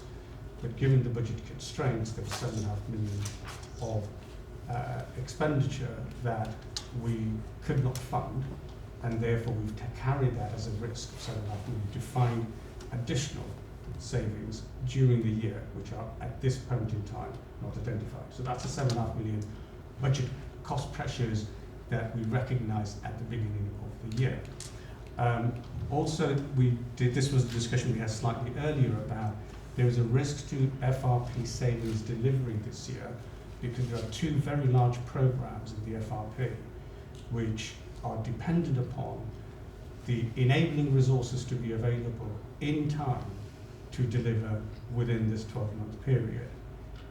Given that we are 3 months into this year, those resources are not yet in place, and therefore I'm flagging the risk that unless those resources are put in place to enable us to deliver at a faster pace, for example, in the recruitment that we've just discussed earlier, that an element of that reducing the time for people to start landing and starting their job is not completely something we can control. Unless we can control that, that risk therefore expresses itself or manifests itself in a slippage in the actual saving we can make because people will take longer to actually arrive. And that's part of that's part of our 6 million slippage on FRP, which is a £12 million target that we set ourselves as a realistic target. But there's a 6 million slippage to that target that we're expecting. One part of that is on recruitment retention. The other part of it is in procurement and commissioning of large contracts. Procurement commissioning, we have identified those contracts. We need some significant commercial resources to be a procurement to be able to assess those contracts and get best value for money. The work, the resource is as yet not available for that, and we've been it's not yet in place, but there are attempts being made to put it in place. Nevertheless, this delay means that actually being able to get through and realising those efficiencies will slip until we get these resources in place. So that's the second element, and that explains the slippage you're right. I think it's still worth highlighting the fact that whilst it is a slippage, it doesn't mean it's gone away. The opportunity is there. All we need to do is get on with it a bit faster. And that's the mitigation that I'll come to, is what we are now trying to do. We also must recognise there was additional cost pressures that came through from last year, therefore we have to deal with that as well. In terms of mitigations, what are we doing to try and cover some of these positions, these issues that are hitting us? The first thing is we do need to get those resources in place rather more quickly. And for that, as Caroline challenged earlier on, I do think that rather than relying or waiting for that resource to arrive, that we need to get out and take this wrest control in our hands and go out and do things that we need to do to make things happen. Or we will sit there waiting for this to happen whilst things slip. And it's a decision that I think the board, we need to get direction from the board to say, we need to take the risk to move the dial here, because this is an entirely doable opportunity. It is an entirely doable thing, but we need to have those resources in place to make that happen. And whilst we wait to happen, there is slippage, and maybe we just need to get on and do it ourselves rather than wait for it any longer. So that's one decision that I think with direction we're seeking for. That's certainly what I would recommend. And what I was going to suggest is actually a quick nod around the table. I doubt whether it goes back to the response to Carolyn's question. Yeah. That Just on that, I think we can agree that that would be our advice to ministers, because we're not a decision-making body. I think that's a very strong advice to ministers, and if anyone who wishes to, I think that you've got that. Thank you. Thank you. The other thing we've done is Sorry, because it's on the same theme. I know we're talking about bringing forward the resources and taking that at risk around the recruitment issues, which I absolutely do support. Yeah. But I wonder if there's anything further we can do around the procurement challenges as well, because that's the other thing. Yeah, that no, does concern there me. is. We've been progressing as a side what we would do if the resource didn't come from the Treasury, which is where procurement sits, in at all or in time. And OB and I and others have been considering that, and I think it is now really for me, and obviously the support or the advice to ministers is, but this is also a decision that ultimately I can make as the accountable officer. I will need just to make sure that I'm covered off with the Treasurer and the Chief Executive of the government, but I think this is something we have to do because if we don't do it, we're not going to save a penny, quite frankly. So we have to move forward on procurement. There are experts out there that can do this and can start quickly, and we just need to, there's 2025 big contracts that we need to commercially review, and we should just go ahead and do that. So I think loud and clear I'm hearing that we should do that. And I'm sure so the discussions, the informal discussions that have been going on the last 24 hours, you have the board's support, and that's the position we take, advising the Minister. Thank you. We are taking more action, also the action that is in our control. So we've increased the what I call the grip and control measures. But what that really means is, in terms of our controls on how we run our rotas, and how we offer additional hours. As I described earlier, one of the key cost pressures that came at the end of the year was a lot of additional hours being done.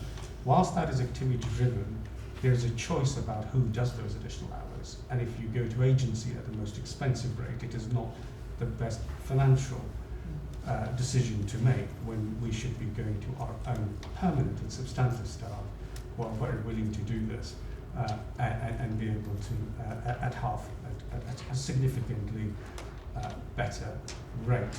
And so rota controls is one of the actions we are taking and implementing that give us that visibility to support care groups do that more proactively and incentivize our substantive staff to do those additional hours as required, rather than go out to the easiest route and the most expensive one. And that's just disciplines that the organisation needs to re-implement, and that's what we're doing. The other things we've also done is we have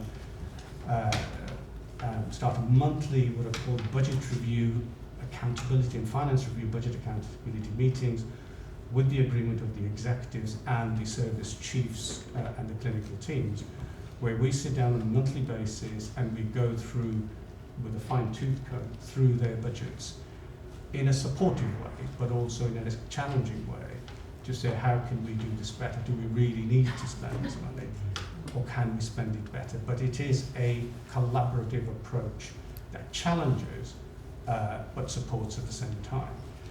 It's not something that has been done in the past. It has been very much a transactional approach, but knowing that we are in this together, and ultimately it's the front line that spends the money, the accountants count it, but the operational people like us go and do something with it and say, how can we do this better? Do we really need to spend the money? Can we reduce the wastage? What we're after is wastage, not cutting costs. We're after reducing wastage. And there are many examples, including the one I just gave earlier, about how we can do that. We just simply do it better and use that money to go further. And that's what financial recovery is about. It's not about cutting the costs, unless it's wastage or efficiency. So that's the other thing we're doing with the care groups. We've run the first sessions, and I think Claire, with Claire the exec, there has been some very good outcomes behind that in terms of identifying some of these issues, where our budget pressures are, what can we do differently, how can we do that differently. So we're doing that very quickly. We've talked about the procurement. The other thing we've done, of course, is that we're trying to engage with the front line to give us more new ideas, and we're launching, therefore, an outward going, give us new ideas, program with all our care groups and staff. But we started developing it. One example of that is income maximisation. So in the FRP for next month, I'll be reporting additional what I call mitigation schemes and new schemes that we are now putting in on top of what the FRP identified, because there's risk in the FRP. So this is a continuous process of new idea generation and new schemes entering, new efficiency schemes. Income is one of those, and we've done that in an example that we gave earlier in the year about MRI scanners. We had a second scanner, we brought down the waiting list really fast. We invested in that at the time in the hope that the demand will go up, but also the income generation potential would go up. That was a very successful pilot we did not a pilot, it was just a project we did last year. A business came back from that care group this year, being able to, allowing us to fund the second scanner, paying for it, and therefore generate more income. So there are projects like that, and we're putting in another 600,000 into new schemes. Excellent. I'm conscious now of time because we're now slipping behind rather than ahead with Claire. Go ahead. Yeah, I mean, thank you very much. I mean, the best way of reducing costs, of course, is reducing demand.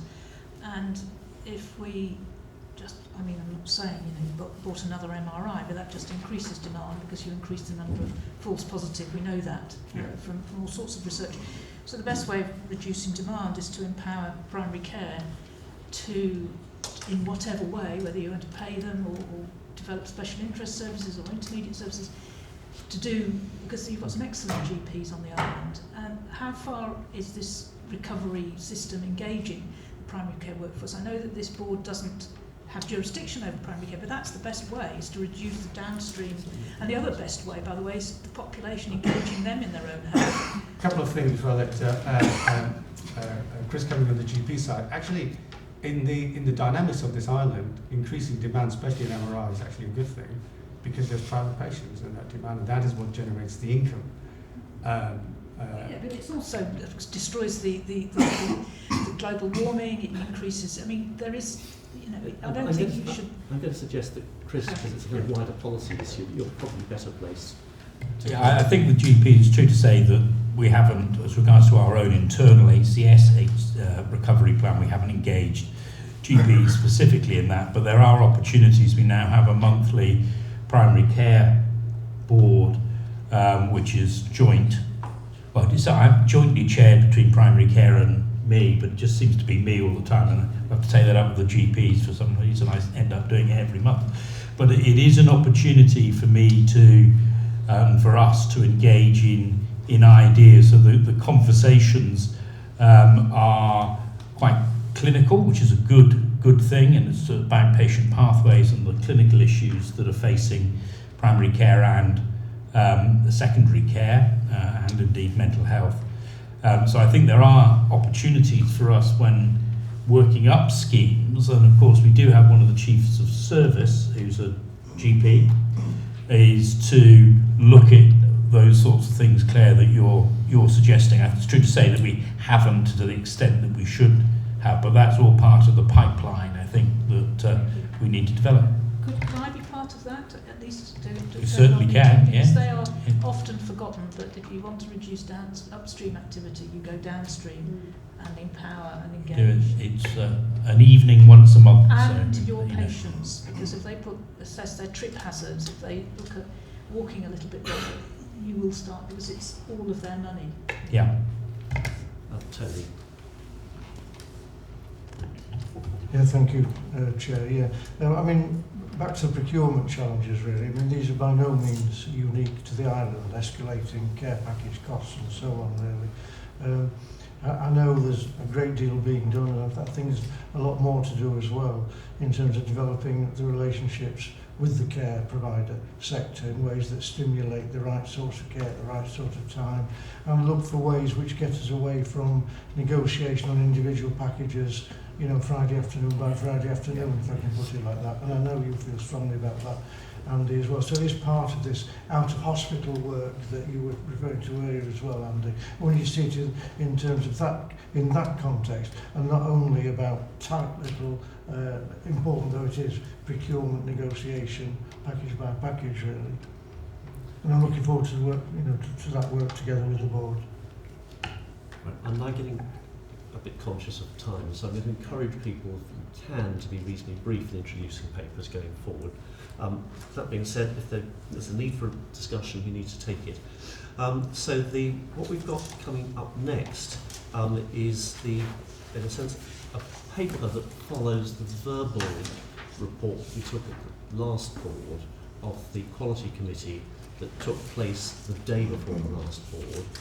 And I can't remember who actually, because you were, I think, struggling with the internet and an airport. But we did have at least a brief report verbally from about that Quality Committee from someone else who'd been present, but I can't recall who it was. Emma, did you? Anyway, I think you. In any case, Claire, do you want to just draw the highlights? You've seen the report. It was presented at the last board meeting, notwithstanding with appalling Wi-Fi. But I think Emma presented it, and it's there as it is. Very happy to take questions. Silence means we've actually caught up a few minutes really quickly, avoiding duplicating what we did last month. People and Culture Committee met yesterday, and do you want us to give us a quick verbal update? No, we'll bring a written report as Claire's done to this meeting, to the next meeting, and there's nothing that we haven't already discussed today that needs further repetition. That's extraordinary. In the course of that, we've reduced our time deficit to only 2 minutes from about 10. So, no, it was a collection of things which have moved on a little bit, where the discussion was. So that then brings us to a paper from Cheryl. And now we've only got 2 minutes to catch up, so don't feel rushed, as I was feeling up until just that moment. And I'm going to invite Washington over as well. So Washington's come over for the second part of this paper.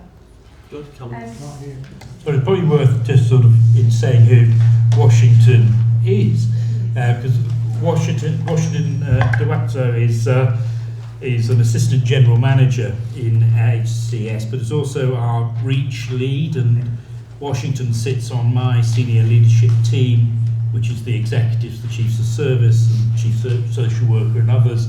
And Washington joins us to provide some diversity to a very undiverse top team. But also it's a big thank you from when we get on to this, Cheryl, isn't it, to Washington for the work that he does, because as I say, he has a day job. So all the work that Washington does and commits to helping us with diversity is in his own time.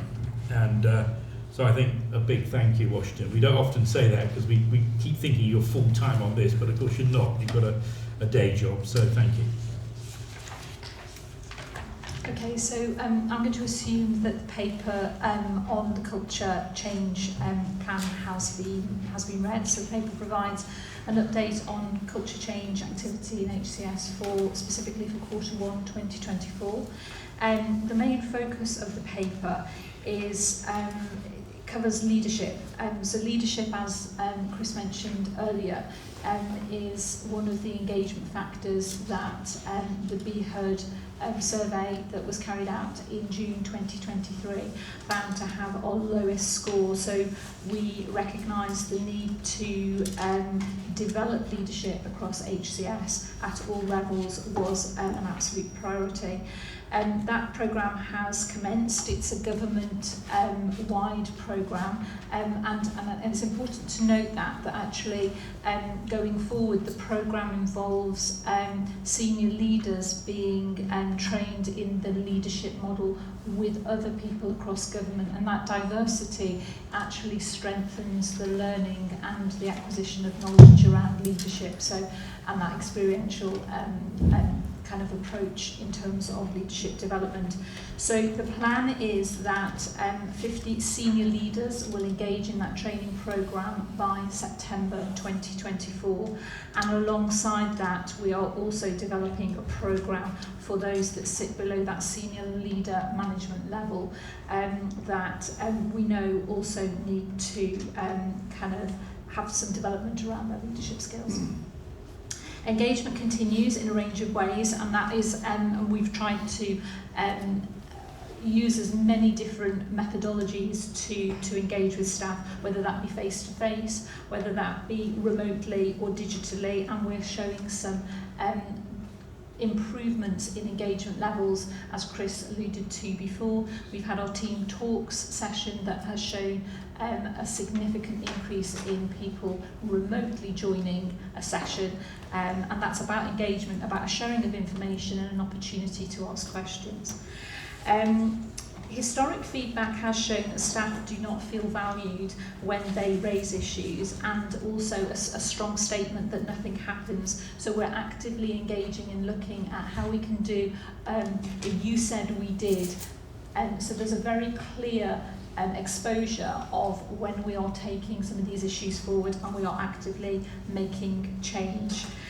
One of those changes, it's not mentioned in the report because it's actually just been completed, but one of those changes that came, one of those requests that came forward was a number of staff saying that we do not have a facility for staff to be able to privately breastfeed and enable them to come back to work following maternity leave. One of the things that we have done is that we have improved that. We have refurbished a room in the outpatient area that can be used by both patients as well as staff, so they can engage in breastfeeding in private. So just as an example in terms of supporting our staff within the work environment. Most of our work over Q1 2024 has been around looking at the development of diversity and inclusion, and that's why I've invited Washington over to talk through quite a comprehensive piece of work that has enabled us to have more of an understanding about discriminatory behaviour within the organisation, as well as starting to put in place some much needed kind of improvement. I'm going to hand over to Washington. Welcome, Washington. Morning. Over to you. Thank you. Thank you, Cheryl. Thank you, Chair. Thank you, Chris, for the introduction. Thanks. Okay, thank you. Following the last paper that came to board in October 2023, we were given the go-ahead to put together a working group that is looking at racism within HCS that staff have anecdotally had reported and experienced. So what we did is we put together a working group within HCS with staff, various staff from HCS, that we kind of put out an invitation to join the working group and to understand what or if discrimination is experienced by staff within HCS. We did this through an anonymous survey which we ran over a 2-week period from the last week of January to the first week of February, which asked various questions. It asked about 10 questions, including whether people had experienced discrimination over the last 12 months whilst working within HCS. I think to make it a time-limited survey, it helped us understand in terms of exactly where we were as an organisation. So from that survey, we had 88 responses. 85 of those were electronic and 3 were on paper. And the key headlines that came from the survey was that 49% of staff who completed the survey had believed that racism was a problem within HCS. 30% had experienced racism within the last 12 months. 50% had experienced racism from clients and patients. 54% had reported these incidents to the employer when it had happened. And of those that had reported the incidents, only 35% were satisfied with how the employer had managed it. And in terms of the diversity in those who responded to the survey itself, 10 different ethnicities contributed to the survey, so which was really, really encouraging. And a few themes that came out of the survey when we kind of to understand in terms of what people fed back, including written expanded statements in terms of what they had experienced. There were a few themes that we managed to pick up. Some of them was the law, strong belief or misunderstanding in terms of what the law says and how people can be protected if they were to experience racism. And obviously we're working very closely with the police to try and understand what the law does say and how we can protect staff and support them. There was futility from both staff and managers in terms of how they manage situations when people approach them and report that they've experienced racism and discrimination. And I think that also came through from the previous DATEX reports that we had read in terms of that the policy is not very clear around how we support people or managers, how they can support their staff when they've experienced discrimination or racism. But this is not unique to Jersey, and we've attached in those to the report in terms of other reports that are going in terms of the NHS around how challenging it is to support staff in tackling racism and discrimination. We also spoke about psychological safety around people sometimes not feeling safe enough to report these incidents and what the repercussions might be from their colleagues or from patients. Compassion and care from colleagues in terms of different angles that staff could think about how the discrimination has happened, and actually we think about how we can improve cultural awareness. The work environment, and in terms of the fact that people sometimes fear that, you know, if they accuse the organization itself of being discriminatory or you know, how people would manage that or whether it will be acknowledged. And unfortunately that, you know, when an organization is not willing to accept that it's happened, the opportunities for learning are very then difficult to take on. And sometimes, you know, it's a small island, it's a one health system, you know, sometimes people fearing about the impact on career progression also being a challenge if they were to state that they've been discriminated for future job roles. And in terms of what we have done so far, we've done quite a number of projects as Cheryl has mentioned. We've really appointed a Freedom to Speak Up Guardian who helps people within HCS to speak up, as the name says, to speak up, listen up and follow up. We are auditing of our DATIX reports over a 12-month period to understand you know, how we've managed it, and that was presented to the board in October last year. We've developed a working group with the police to make sure that we strengthen pathways and actions when responding to racial assault in the workplace. We are developing an HCS diversity and inclusion strategy. We're committed to developing that. We have co-created an anti-racism statement, which has been included as part of the paper, and we will be we're looking for to putting these up right across HCS buildings to make sure that people are aware that racism is not tolerated or accepted. We've launched the Civility Saves Lives campaign, which was run in January. We've held a one-day event called Looking at Human Factors, and obviously we have raised quite a lot of awareness within the Racial Equality Week, which was the first week of February. Great, thank you.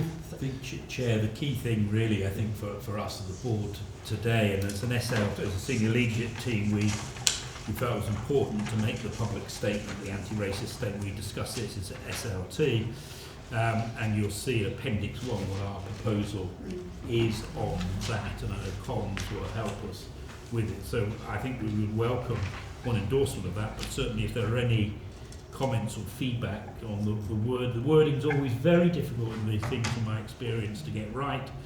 I think we will inevitably cause offence in some areas, that's unavoidable, but it shouldn't stop us doing it.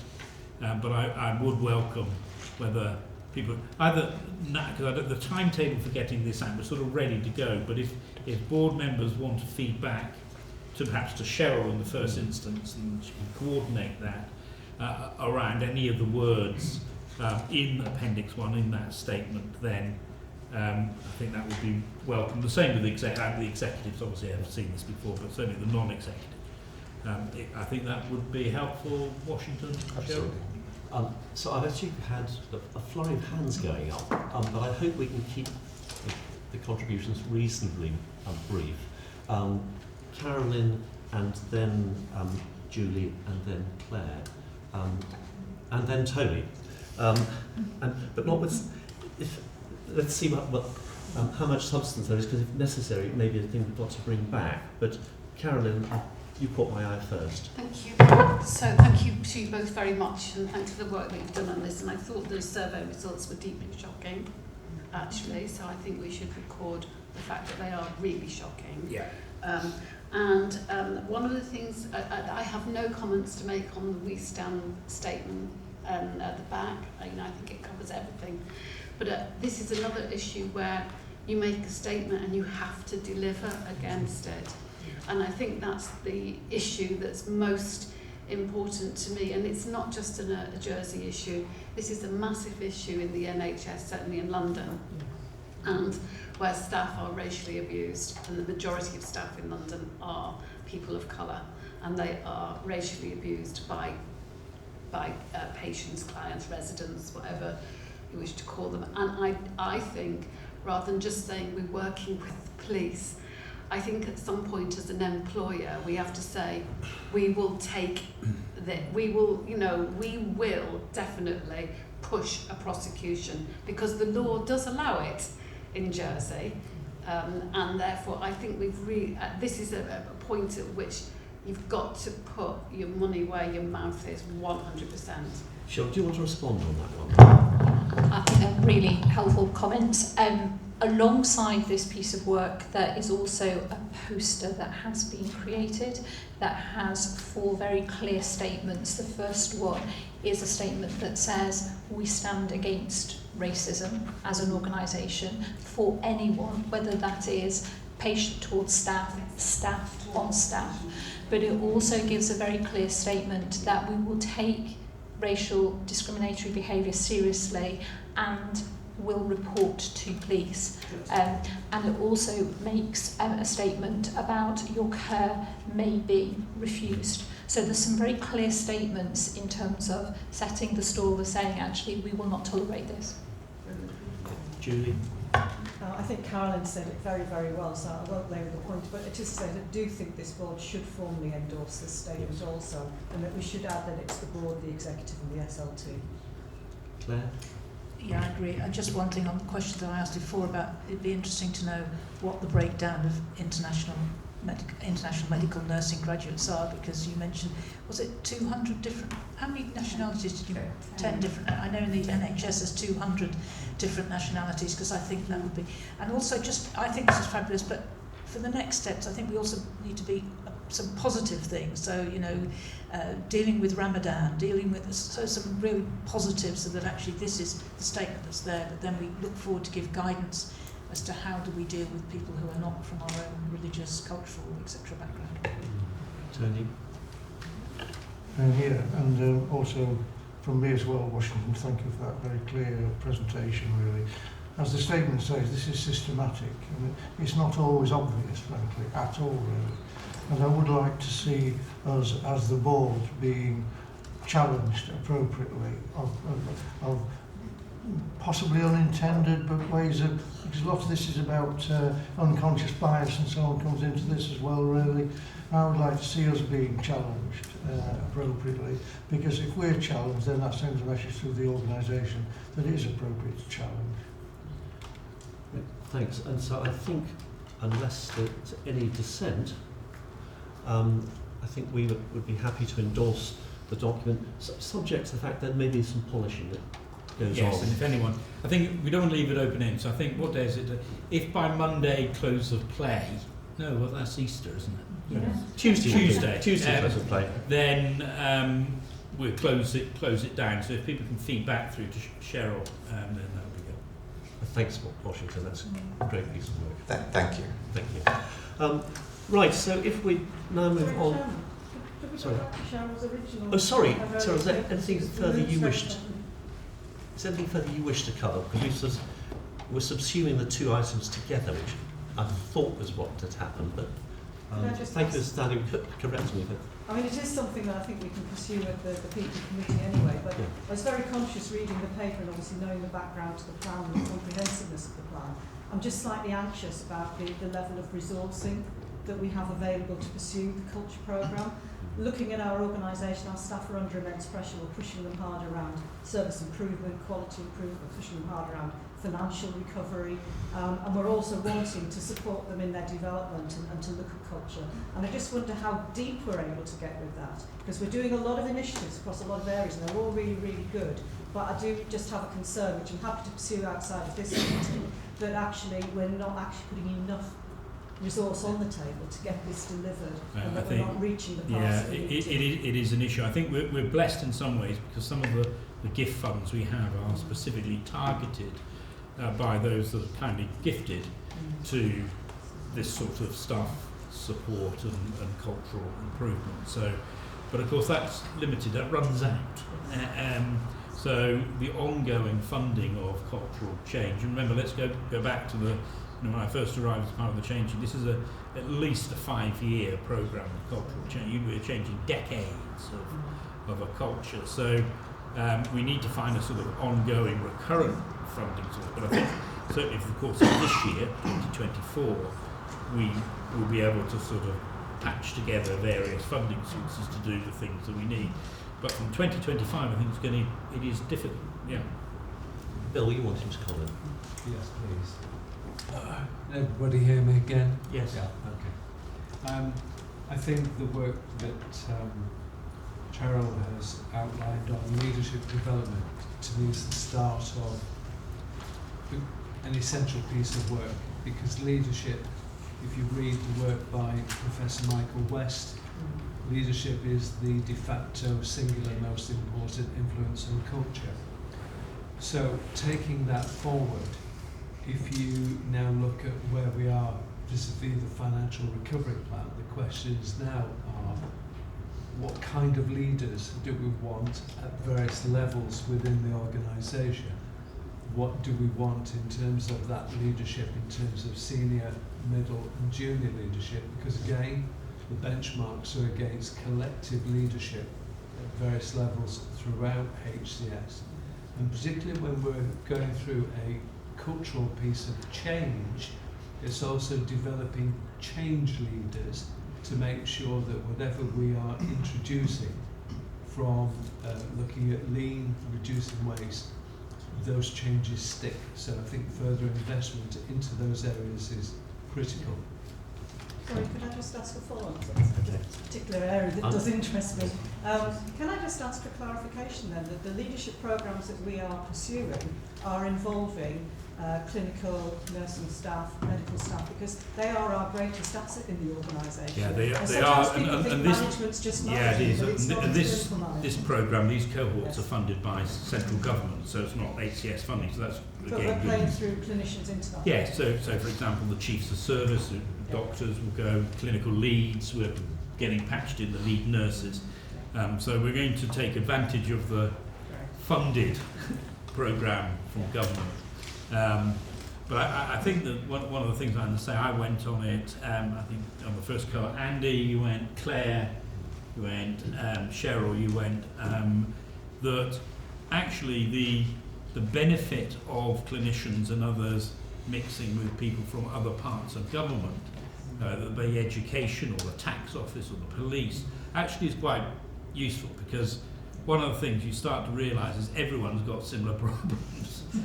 You're not alone. And also they have, able to talk about some of the things that they've done and solutions that they've had and put in place in their departments that are helpful. And I think it is also an opportunity to start to develop a common language of leadership across the organisation. But when we talk about leadership, we talk about clinical leadership, because actually the majority of our leadership structure are clinicians, whether they be doctors, nurses, allied health professions or social workers.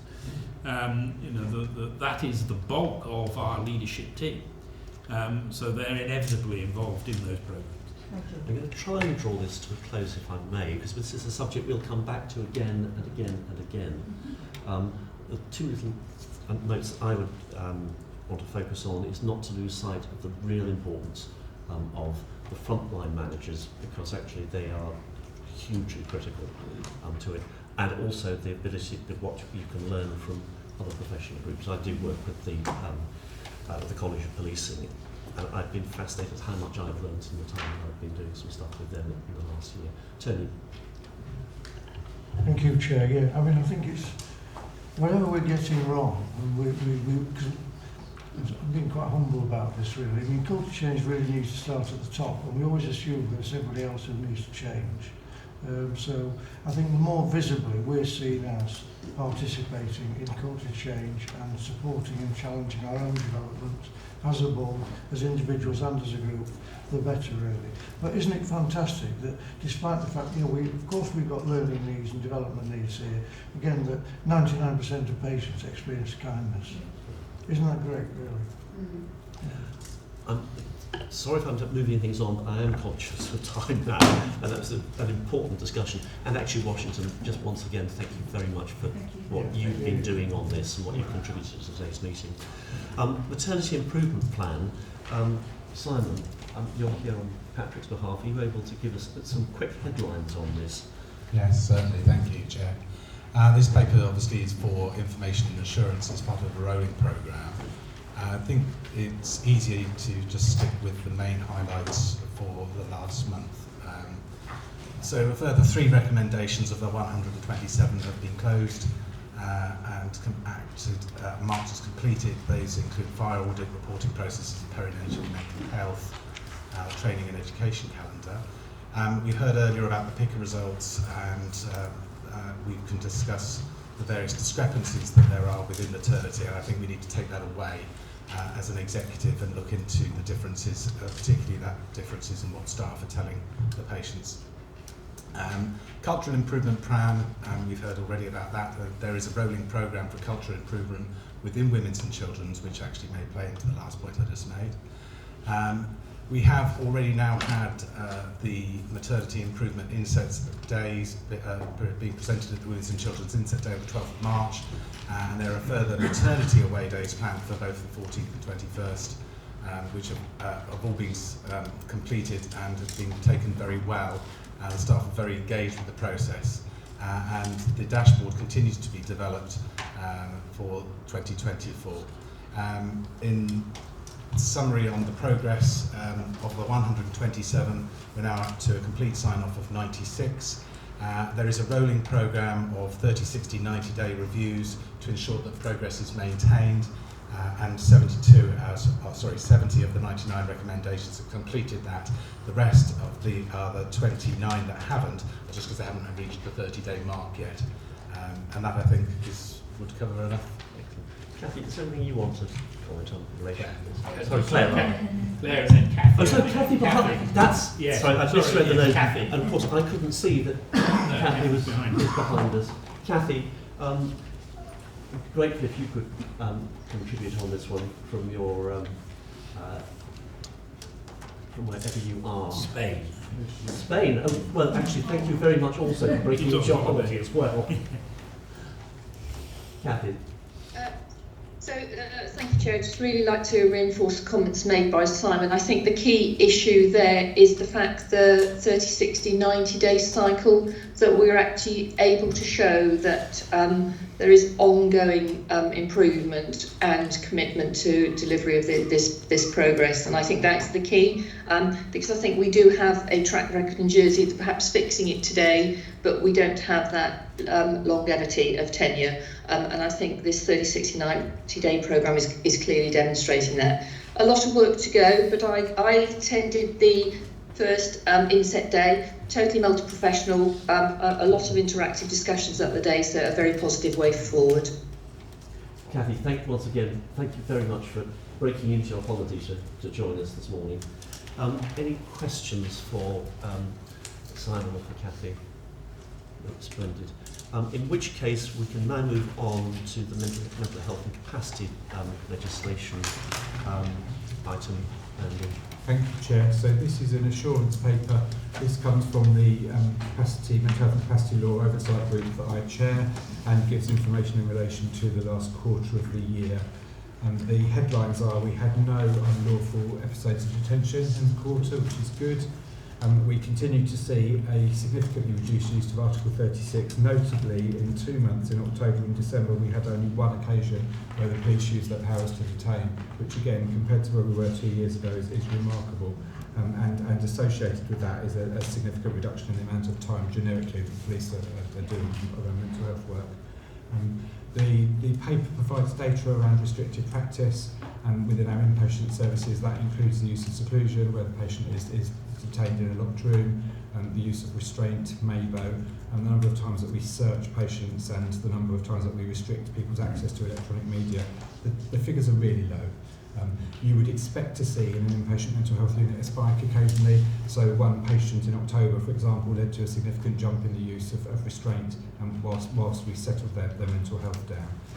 But per se, the figures are closely monitored. We look at these incidents each month, and there's little there that concerns me. We are passing through in the process some changes to both the capacity and self-determination law and the mental health law. We presented those to the scrutiny panel for a briefing at the beginning of this week. We're doing those in 2 tranches. The paper sets out some of the things that are in the first tranche, and I anticipate that those things will become law by the end of the year. The second tranche is bigger and has some more meaty changes, and we anticipate they will be drafted by the end of this year. In terms of capacity and self-determination law, the paper shows that we were doing quite well with reducing the number of outstanding assessments under SROL. Unfortunately, I must report that's gone up again in the first quarter of this year, so we are looking at that and we have quite a detailed plan headed up by the Chief Social Worker Paul Rendell to think about how do we tackle this. And then over and above that, the only other thing really to say is that we've done a piece of work with the police around firearms access. It's become an issue for us in terms of potentially being in people's homes when they have access to a firearm, we don't know anything about it. There's a high ownership of firearms here. So I'm pleased to say that we've done a piece of work jointly with the police where we now have a formal process where we can seek information in relation to firearms ownership and include that in our risk plans if we need to. Any questions? Just one question. Mabo training, Andy, are you comfortable that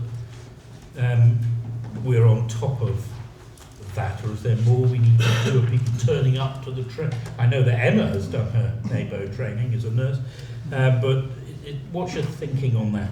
Okay, so there are different levels of Mabo training.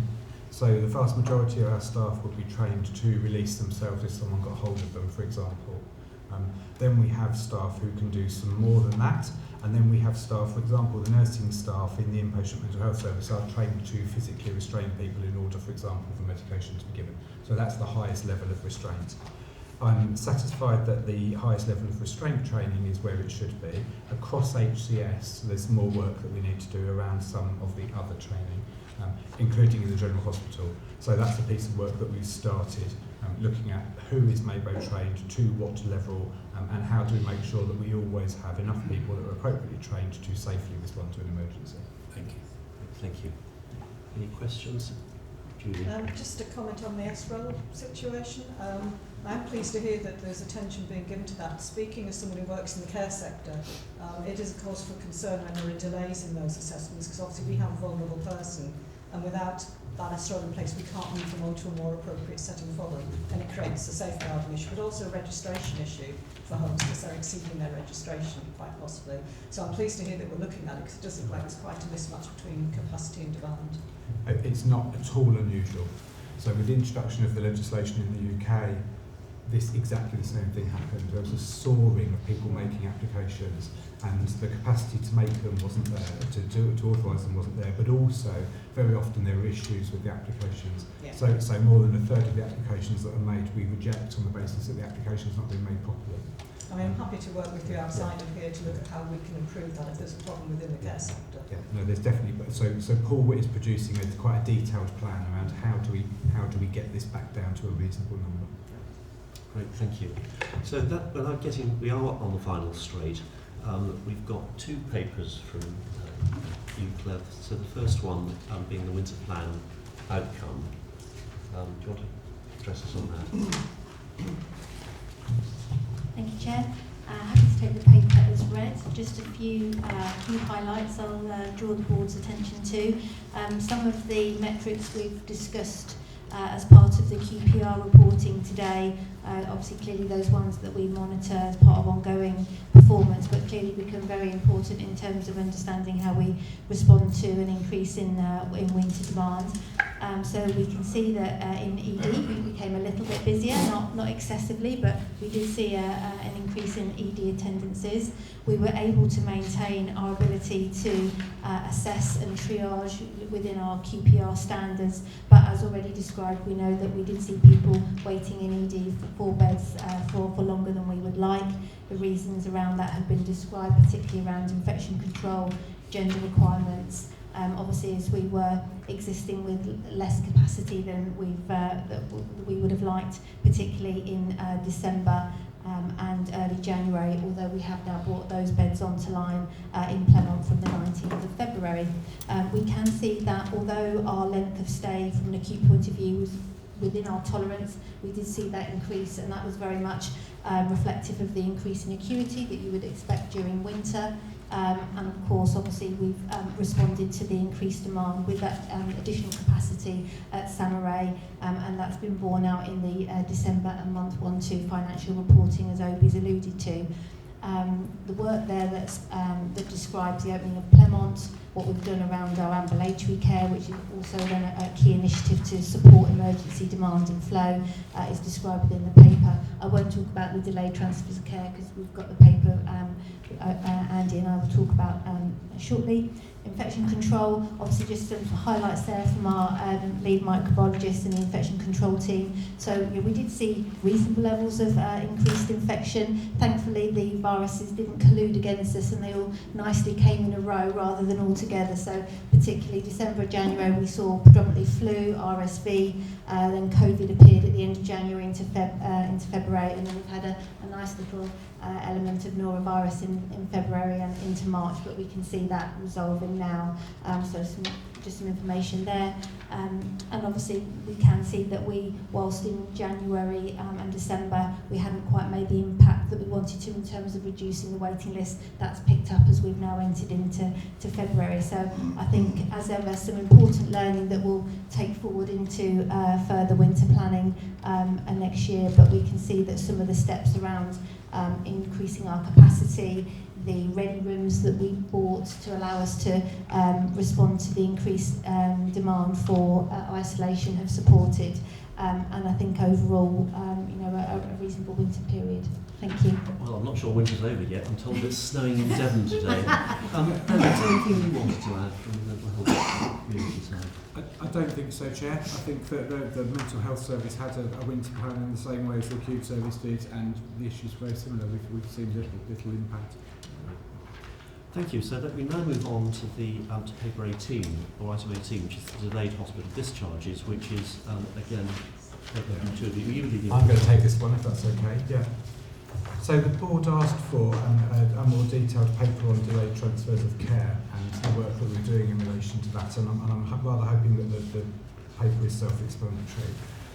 Currently, in the general hospital, DTOC accounts for 19% of the beds, and in mental health services, 30% of the beds. DTOC is a point at which the patient no longer needs to be in hospital at all. Everything has been done, and they could leave today if there wasn't something that was preventing them from leaving. So that's what we're counting. And it's really important to stress that it significantly impacts on people's health. Staying in hospital longer than you need to has an adverse effect. It's not a neutral thing. And actually, people often deteriorate if they're in hospital longer than they need to be.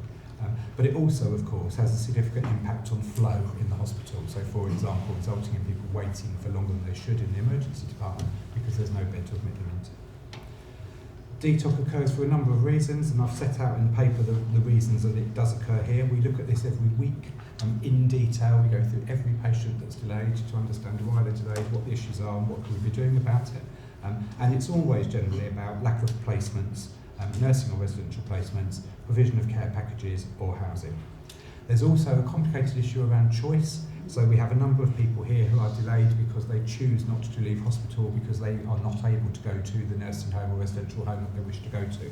And sometimes people can stay for months because the place that they want to go to isn't available. And at some point we will have to grasp whether that's something that we can continue with, because actually keeping someone in a bed for longer than they should be because the place that they want to go to isn't available is not a good thing. We established at the beginning of last year a discharge team, which is a multi-agency discharge team, which has got a nurse and social workers in it, and they work within the hospital and work closely alongside the hospital staff to discharge people as quickly as possible. But fundamentally, we've reduced the number of delayed discharges since last summer. We were between 40 and 50 people on any given day in the general hospital at that point. We're now down, as I say, to between 20 and 28 people a day is the run rate. And the reasons, particularly in the general hospital, are access to nursing home beds. So currently there are 12 people waiting for a nursing home bed who no longer need to be in hospital. Specialist dementia care, there are 4 people waiting for specialist dementia care, and these beds are particularly at a premium. So people can wait for up to a year for access to a dementia bed. Tony alluded to this earlier. Because there's a lack of formalised commissioning framework, and because of the supply and demand economics that exist here, the providers are very much able to pick and choose who they take, when they take them, and try to set rates that are differential based on individual patients, which creates a significant difficulty for us. But these are commercial businesses, and of course they behave in that way, because so would I if I were running a commercial business. So we need to think about how do we work with commercial businesses in this context. The only place that we have where we have a direct lever to admit people from outside of the hospital is Sandy Brook, which is the nursing home that's run by HCS. Within mental health services, 30% of the available beds are delayed at any given time. The vast majority of those are people with dementia, and it's not at all unusual for a dementia assessment unit to have more than half of the beds full of people that don't need to be in hospital. That's a very regular thing. There are other issues in mental health services in relation to accommodation, particularly in community placements that delay people, but the predominant reason is in relation to dementia care. So as you can see, this is a significant issue for us in terms of 19% and 30% of our beds. So we've been thinking, what do we need to do? And we've developed a plan for this year, which is firstly that we need to further strengthen the discharge team, and that's increasing the capacity, so we're going to recruit a further social worker, but also looking at the discharge model. There are things that we could do more quickly, such as discharge to assess, so that people aren't waiting in hospital for some things. They can have those things done in the community as long as the resources are there. We need to refresh the discharge policy and be really clear about choice and how we manage choice. We particularly need to think about whether or not we provide specialist dementia care. So my own view is that we're now at a point where we should be thinking, if we cannot do anything with the market, we have to provide some specialist long-term dementia care for people, because actually it's just not right for people to be sitting in a hospital bed for months and months or even years waiting to move to specialist dementia provision, because the hospital is not specialist dementia provision. We need to also look at the accommodation models in mental health to make sure that we have wider pathways. So we need some more supported accommodation for people who could leave hospital but need higher levels of support than we can currently give. And then lastly, really importantly, I think we need to work collectively across the whole of the health and social care system and the care sector to rebuild some trust, I think, in some parts, but also make sure that we start to look at this as a whole system issue. And I think we've alluded to this in a number of ways during the course of this board today. We're not going to solve this problem just ourselves in health. This has got to be done with us increasing our focus on out-of-hospital care and really thinking about how do we organise and manage the whole system, which, because of the nature of the island, should be much easier than in many other places, but it requires us to work and think of it differently, I think. Anything you want to add? No. Now, I think I saw Carolyn first, and then Julie, then Tony. Thanks very much, and thank you for that, and well done for getting figures down, halving them in the last year, so well done for that. A small point and then a bigger issue. So on the small point, discharge to assess has increased social care costs in the UK quite a bit actually, and because we have the MAD system where health and social care are not integrated properly, then those budget transfers don't happen. But it's just to say, be aware that you will need to sort out the budget accordingly. What you save with one hand increases elsewhere. And then the bigger issue for me is, given the issues with dementia, I wonder whether, and the private market which you mentioned, I used to run local government services in Shropshire, which is a very rural, sparsely populated community. And the only way that we could manage care costs eventually was to intervene in the market ourselves and build care homes and intermediate care beds as well. So step down, step up beds, I think, are something, to be honest, that we should definitely be intervening immediately in. But actually, I think we should really think about the longer term financial implications of intervening in the dementia market ourselves directly. I think it's worth further consideration. Obi, were you wanting to comment on that? Yeah, I was going to vehemently agree with that, because I think this is something we have to discuss. What I was describing as well was the financial pressures, where we can't do anything because the supply side isn't there, and that would, in my view, also require an intervention by us to control that. I just think one of the challenges, of course, in doing anything like this is, even if we had all the money we could eat, it will be finding the staff and the care staff to staff those homes or beds. That will be the big challenge, not the money. The money will be an issue, but that's only half. No, that's a third of the problem. 2/3 of the problem will be finding the care staff on island to support those patients. But at the same time, we're also inappropriately employing people in the hospital setting too. So anyway, we're not going to crack it today. I've got both Julie and Tony are going to come in. Thank you. I'll start by declaring an interest because I do run 2 homes in our local community which are not-for-profit. And it was to make the point that we are not just a purely commercial environment for care. There is a not-for-profit sector, and I think part of developing this whole system-wide approach is to look carefully at how one might support the not-for-profit sector, as well as looking at how you manage the whole system. My second point would be to say housing.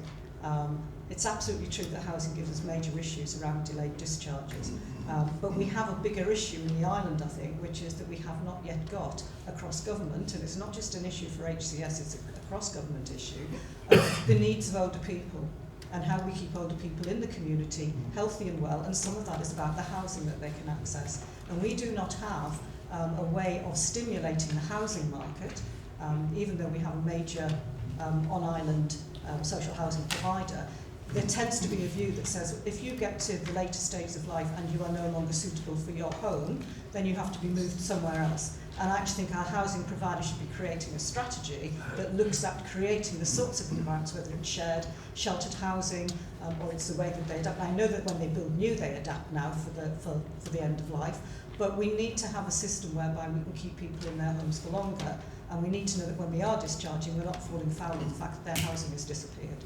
So I think if we're going to do this piece of work, it's essential that we get our housing policy makers and our housing providers in the room with us.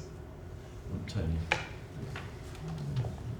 Absolutely, to echo what Julie's just said. I did have the fortune yesterday afternoon to meet a group of adult social care staff set up by Andy and Paul Rendell, and they were stressing the need for this holistic approach to people, really. And inevitably, we organise around service blocks, but actually this is around people. It's only if we can really organise in that way that we can help people early, preventive ways, help people to have better quality of life, which prevent the need for hospitalisation in the first place, really. And of course then brings care costs down. I want to thank Andy for that report and his presentation of it, and that reminder that we really can be an exemplar because of the way we're organised on Ireland for what good health and social care and community more broadly can really look like. Great, splendid. So thank you very much. If I may, I think it's just worth saying, it would be remiss not to say that in the last few months we've started to do lots of work with our housing colleagues, and actually now have a weekly meeting with housing representatives to talk about delayed transfers where we can work together. So I think it's important to say that. I think the dementia strategy, which will be launched shortly, will help us with some of this. So I think it creates an all-island focus around dementia, not just around health and social care. And I do think, this will require some difficult conversations. So the staffing issue is a real issue, but on some days in the general hospital we have up to 16 people that are receiving one-to-one care from support workers because they have dementia, delirium or confused. So this is about how we utilise our resource in a different way, I think. Great, thank you very much. So we now come to the final paper on here, which is essentially the heavy lifting for the final item, which is the quality account, has been done by the quality committee, but it is a paper that comes from the is a report that's published in the name of the board. So it's essentially here for endorsement rather than which I do very long for, precisely because the work essentially has already been done, but it does need to be adopted by the board. So the question is, are there any questions or comments, or can we formally adopt it? Thank you. In which case, we actually got back briefly ahead of ourselves. We can now move to questions from the public. I have noticed that we have a question from Mr. Trevor. And so, Mr. Trevor, would you like to ask your question, please? Thank you, Mr. Chairman. At the patient panel meeting held on the 19th of March, it was said that discussions were to be held in the next week with GPs, representatives, regarding compatibility of their systems with that proposed for the hospital.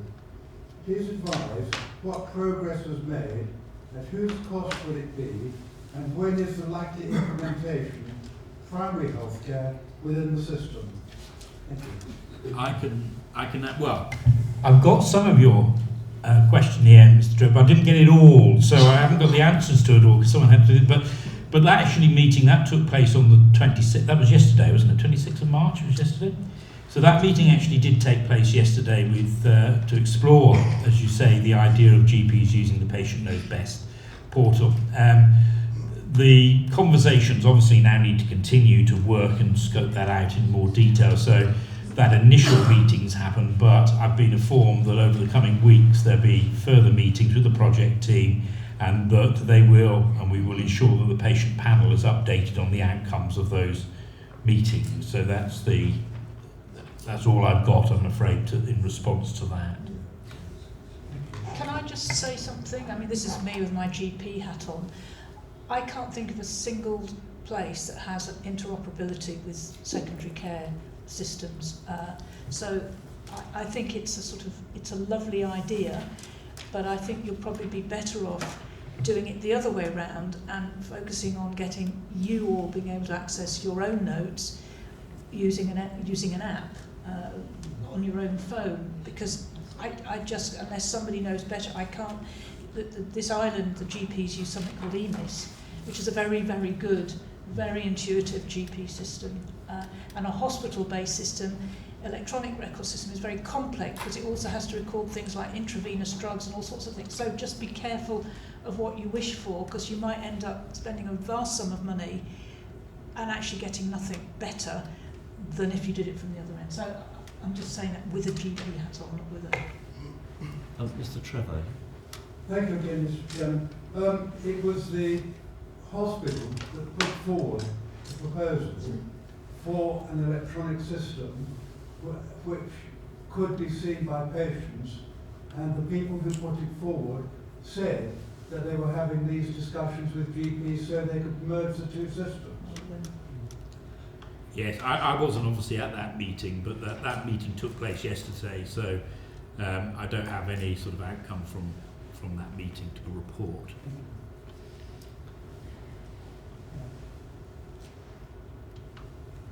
I just have to make a few statements on one question. The first is the leadership development for cultural change. I think the simplest thing to change is that managers at all levels, senior, middle, etc., should answer emails of concern when healthcare workers, clinicians, nurses raise them. So if they email you with a concern, you reply out of common courtesy.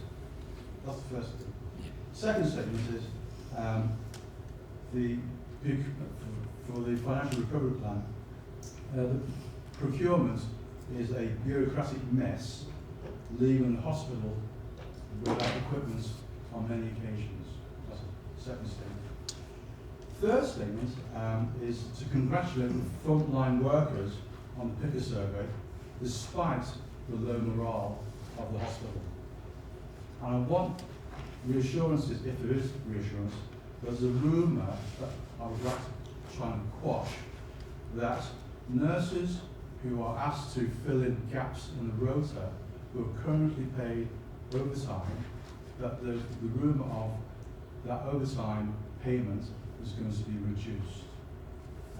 The effects of that will be to reduce the morale further and increase reliance on agency staff, which is going to cost even more.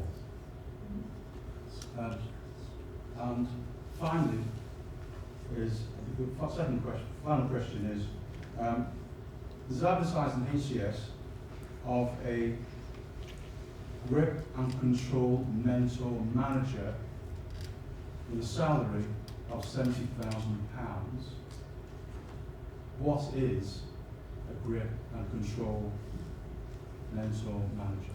So I think we've got 4 questions, which the first one is related to email. David, I totally agree, and I'm obsessed with answering my emails. You are. people should have should be able to answer. Now remember, some of these people are getting 400 or 500 emails a day. So if you're out, I've always got the balance of being out on the shop floor or at meetings, engaging with people, or sitting doing 400 emails is always difficult.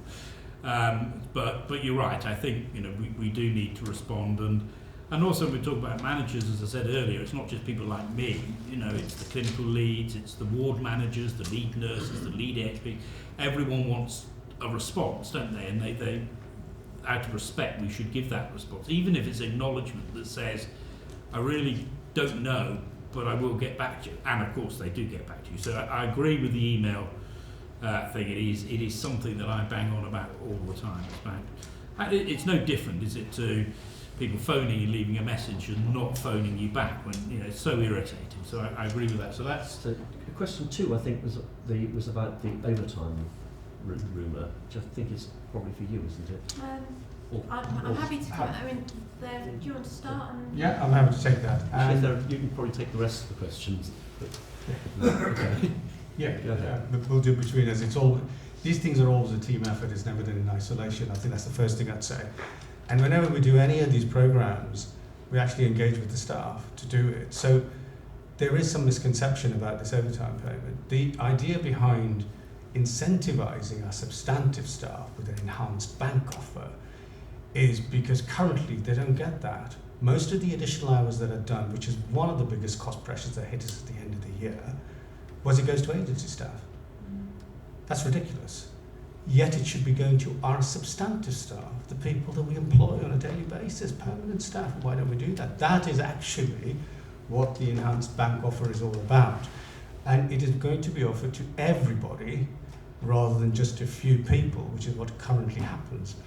In doing so, what we have to do is balance the rate at which that is paid. It's still an enhanced rate, but it's balancing the rate and reaching out to more people and more staff than previously we have done.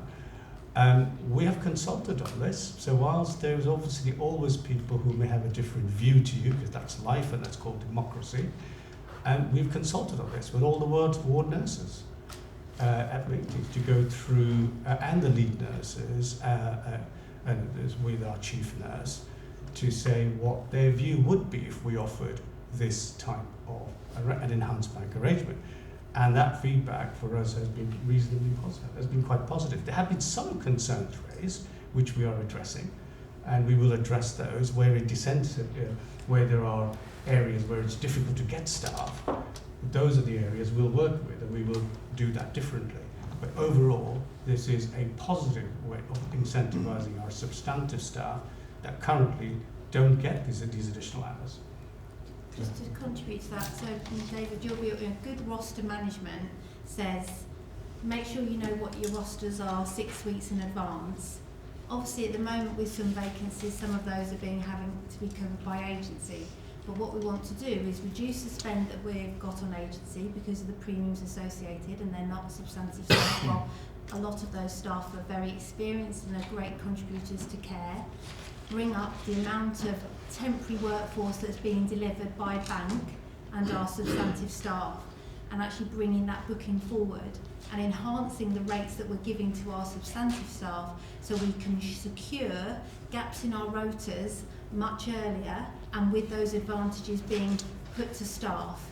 So good roster management is about having your gaps covered 6 weeks in advance, reducing the amount of money we're spending on agency, increasing what we're spending then in bank, and enhancing the rates that we're able to offer to our own staff. So that's entirely the principle, because what we should be able to demonstrate as part of our financial recovery plan, and this is about obviously ensuring that we've got good nursing levels on the wards, and we're sure of that a long way in advance, because that's about good care, is that we can show that we are using more bank, then a little bit of overtime, and then even less agency. And that's where we need to get to. So it's about enhancing those rates and allowing people to know actually there's a shift in 6 weeks' time, and I want to do that, and we're enhancing those rates. So that's the shift that we're trying to get to. And the cover of sickness and long-term. So I mean, So what's the question? So procurement for sickness, for instance, you can't anticipate that. No, so that's short term, and So that's obviously overtime. That would be you know, overtime pay. most organisations I've worked in, because obviously you want to ensure that you're covering the shifts and controlling the money, is that you go bank, overtime, and then agency. I just don't want to affect morale further. No, neither do we.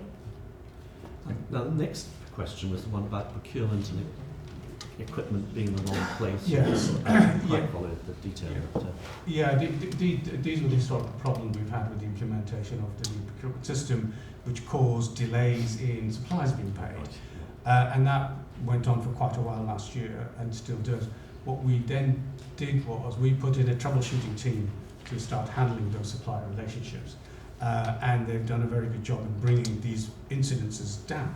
There are still cases that arise, which are but a lot less frequently than used, but we are on that within minutes of receiving a warning, because it comes straight to me. I get the emails, I immediately forward it to our troubleshooting team, they immediately contact, and it's sorted out very quickly. Whilst we cannot eliminate all those issues because it's not exactly the HCS system, it is a central system, what we can do is troubleshoot it, and we are reducing the incidence of that. I think the final question... The fourth strand of the questions was about the what is a grip and control manager? Is that right? Yes. Yeah. Delivering the financial recovery, it's actually in the financial recovery program of those people who have read it last year that we developed, is to deliver a financial recovery program of this size.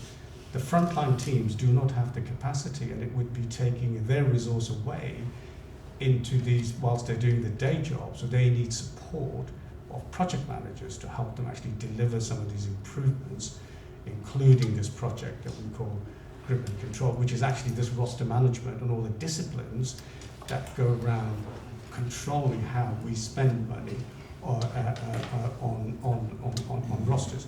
And so the program management team is the resource that we agreed to supply, to work with frontline teams to be able to deliver these work streams and program, working alongside them to do so. Because they don't have the capacity to do that, we need to give them that resource to do so, and that was agreed during the financial I think it's a good question because it comes up everywhere. The last 25 years of doing financial turnaround in health, the level of resource that you actually have to commit, albeit sometimes temporarily, into delivering the savings in one should expect to see, and I think it's probably true with the commercial sector, to around sort of a 1 to 2% cost, the total amount that we need to save would need to be committed to the management of that programme. And that varies a bit depending on the size of the organisation, how mature it is in accepting radical change, we're not, and also the level and sophistication of clinical leadership is a fundamental part to play. So from my experience, 1 to 2% of the total saving that you need to make, you would need to commit to the infrastructure to make that happen, because it clearly will not happen without investment. But what you're talking about is you're about spending X to save 100 million or whatever it is, and that's pretty typical. It is difficult for clinicians, and I understand it, to sort of think, well, why can't I get my nurse, and you're spending all this on. But the reality is, if we don't manage the money, there's not a bottomless pit of money going to come into health. We've got to make sure that we deliver the FRP, reduce the amount we're spending on, £500,000 a year on a medical locum and all that nonsense. But that won't happen without investment. We're not, like most organisations, are not geared up routinely to do a major financial turnaround. Whether you're Co-op, the health service, or Marks and Spencers, you don't have that resource sat there because it's clearly inefficient and a waste. So you never have that capacity. You always have to bring it in to deliver it. It is a difficult thing for people to understand, but it's absolutely clear from my 20-odd experience in OB long, unless you do that, it will not happen. We will not deliver it, because we just take staff away from the front line to do it. And also there's a level of skill and experience that you need for some of these specific roles that I don't have particularly, but people specialise in these areas. And the market, of course, for these people drives the price. And is this a fixed term appointment? Yes. Yeah.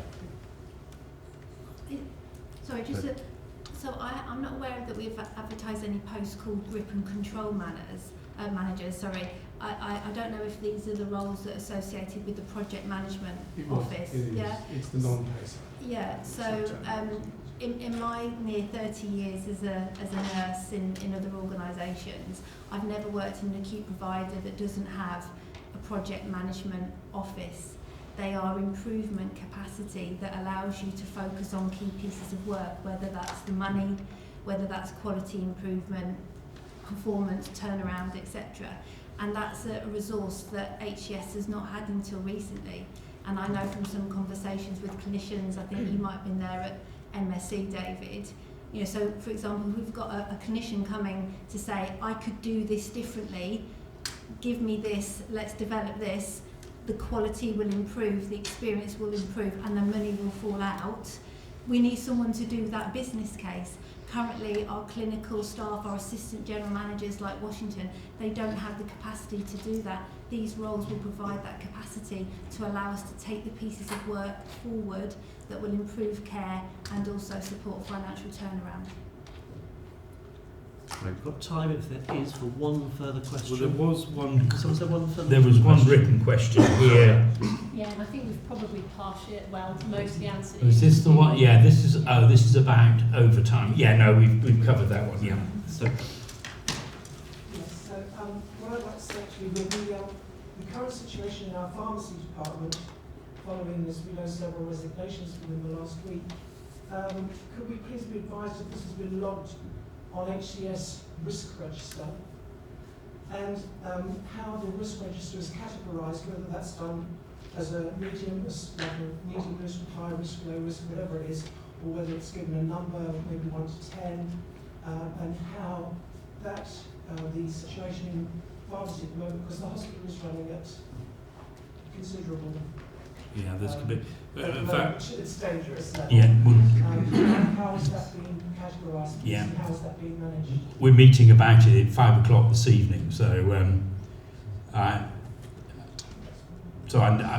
we're meeting about it, Jean, at 5 o'clock this evening. So, but Simon.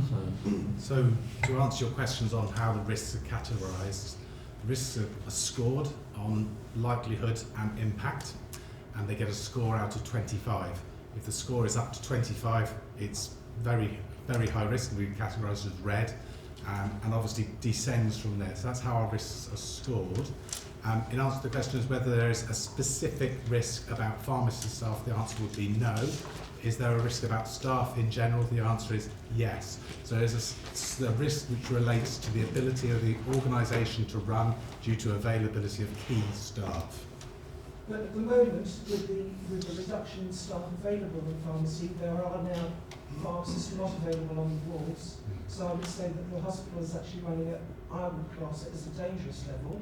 So would that have been given a risk rating of 25 on what you're just saying? So I think to answer your point is, at this point in time, as Chris has said, we don't actually know why the staff are feeling that the hospital is running at a dangerous level or that there are patient safety risks.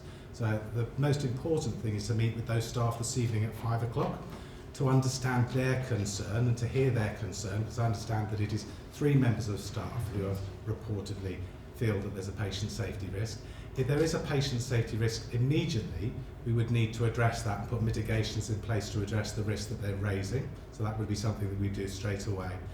If we needed to put a risk onto the risk register to reflect the fact that there's an ongoing risk, we would absolutely do that, and we would score it accordingly. Okay. I just wonder, when you're talking about, I know that we were saying earlier on that pharmacy is one of the areas where it's difficult to recruit to, and bearing that in mind, we should be doing more surely to retain staff there, and there's obviously a massive problem there. We're looking at that. Hopefully that's going to be addressed. Yeah, thank you. And with exit interviews as well, some of the staff are saying, or have been saying, that when some people have not been offered exit interviews, and others have been offered them with the people that are causing the problems to them in the first place, so they're not going to say what they need to say. So I think exit interview should always be done by an independent source. Well, it typically is that I think the exit interview process is central government runs by the people.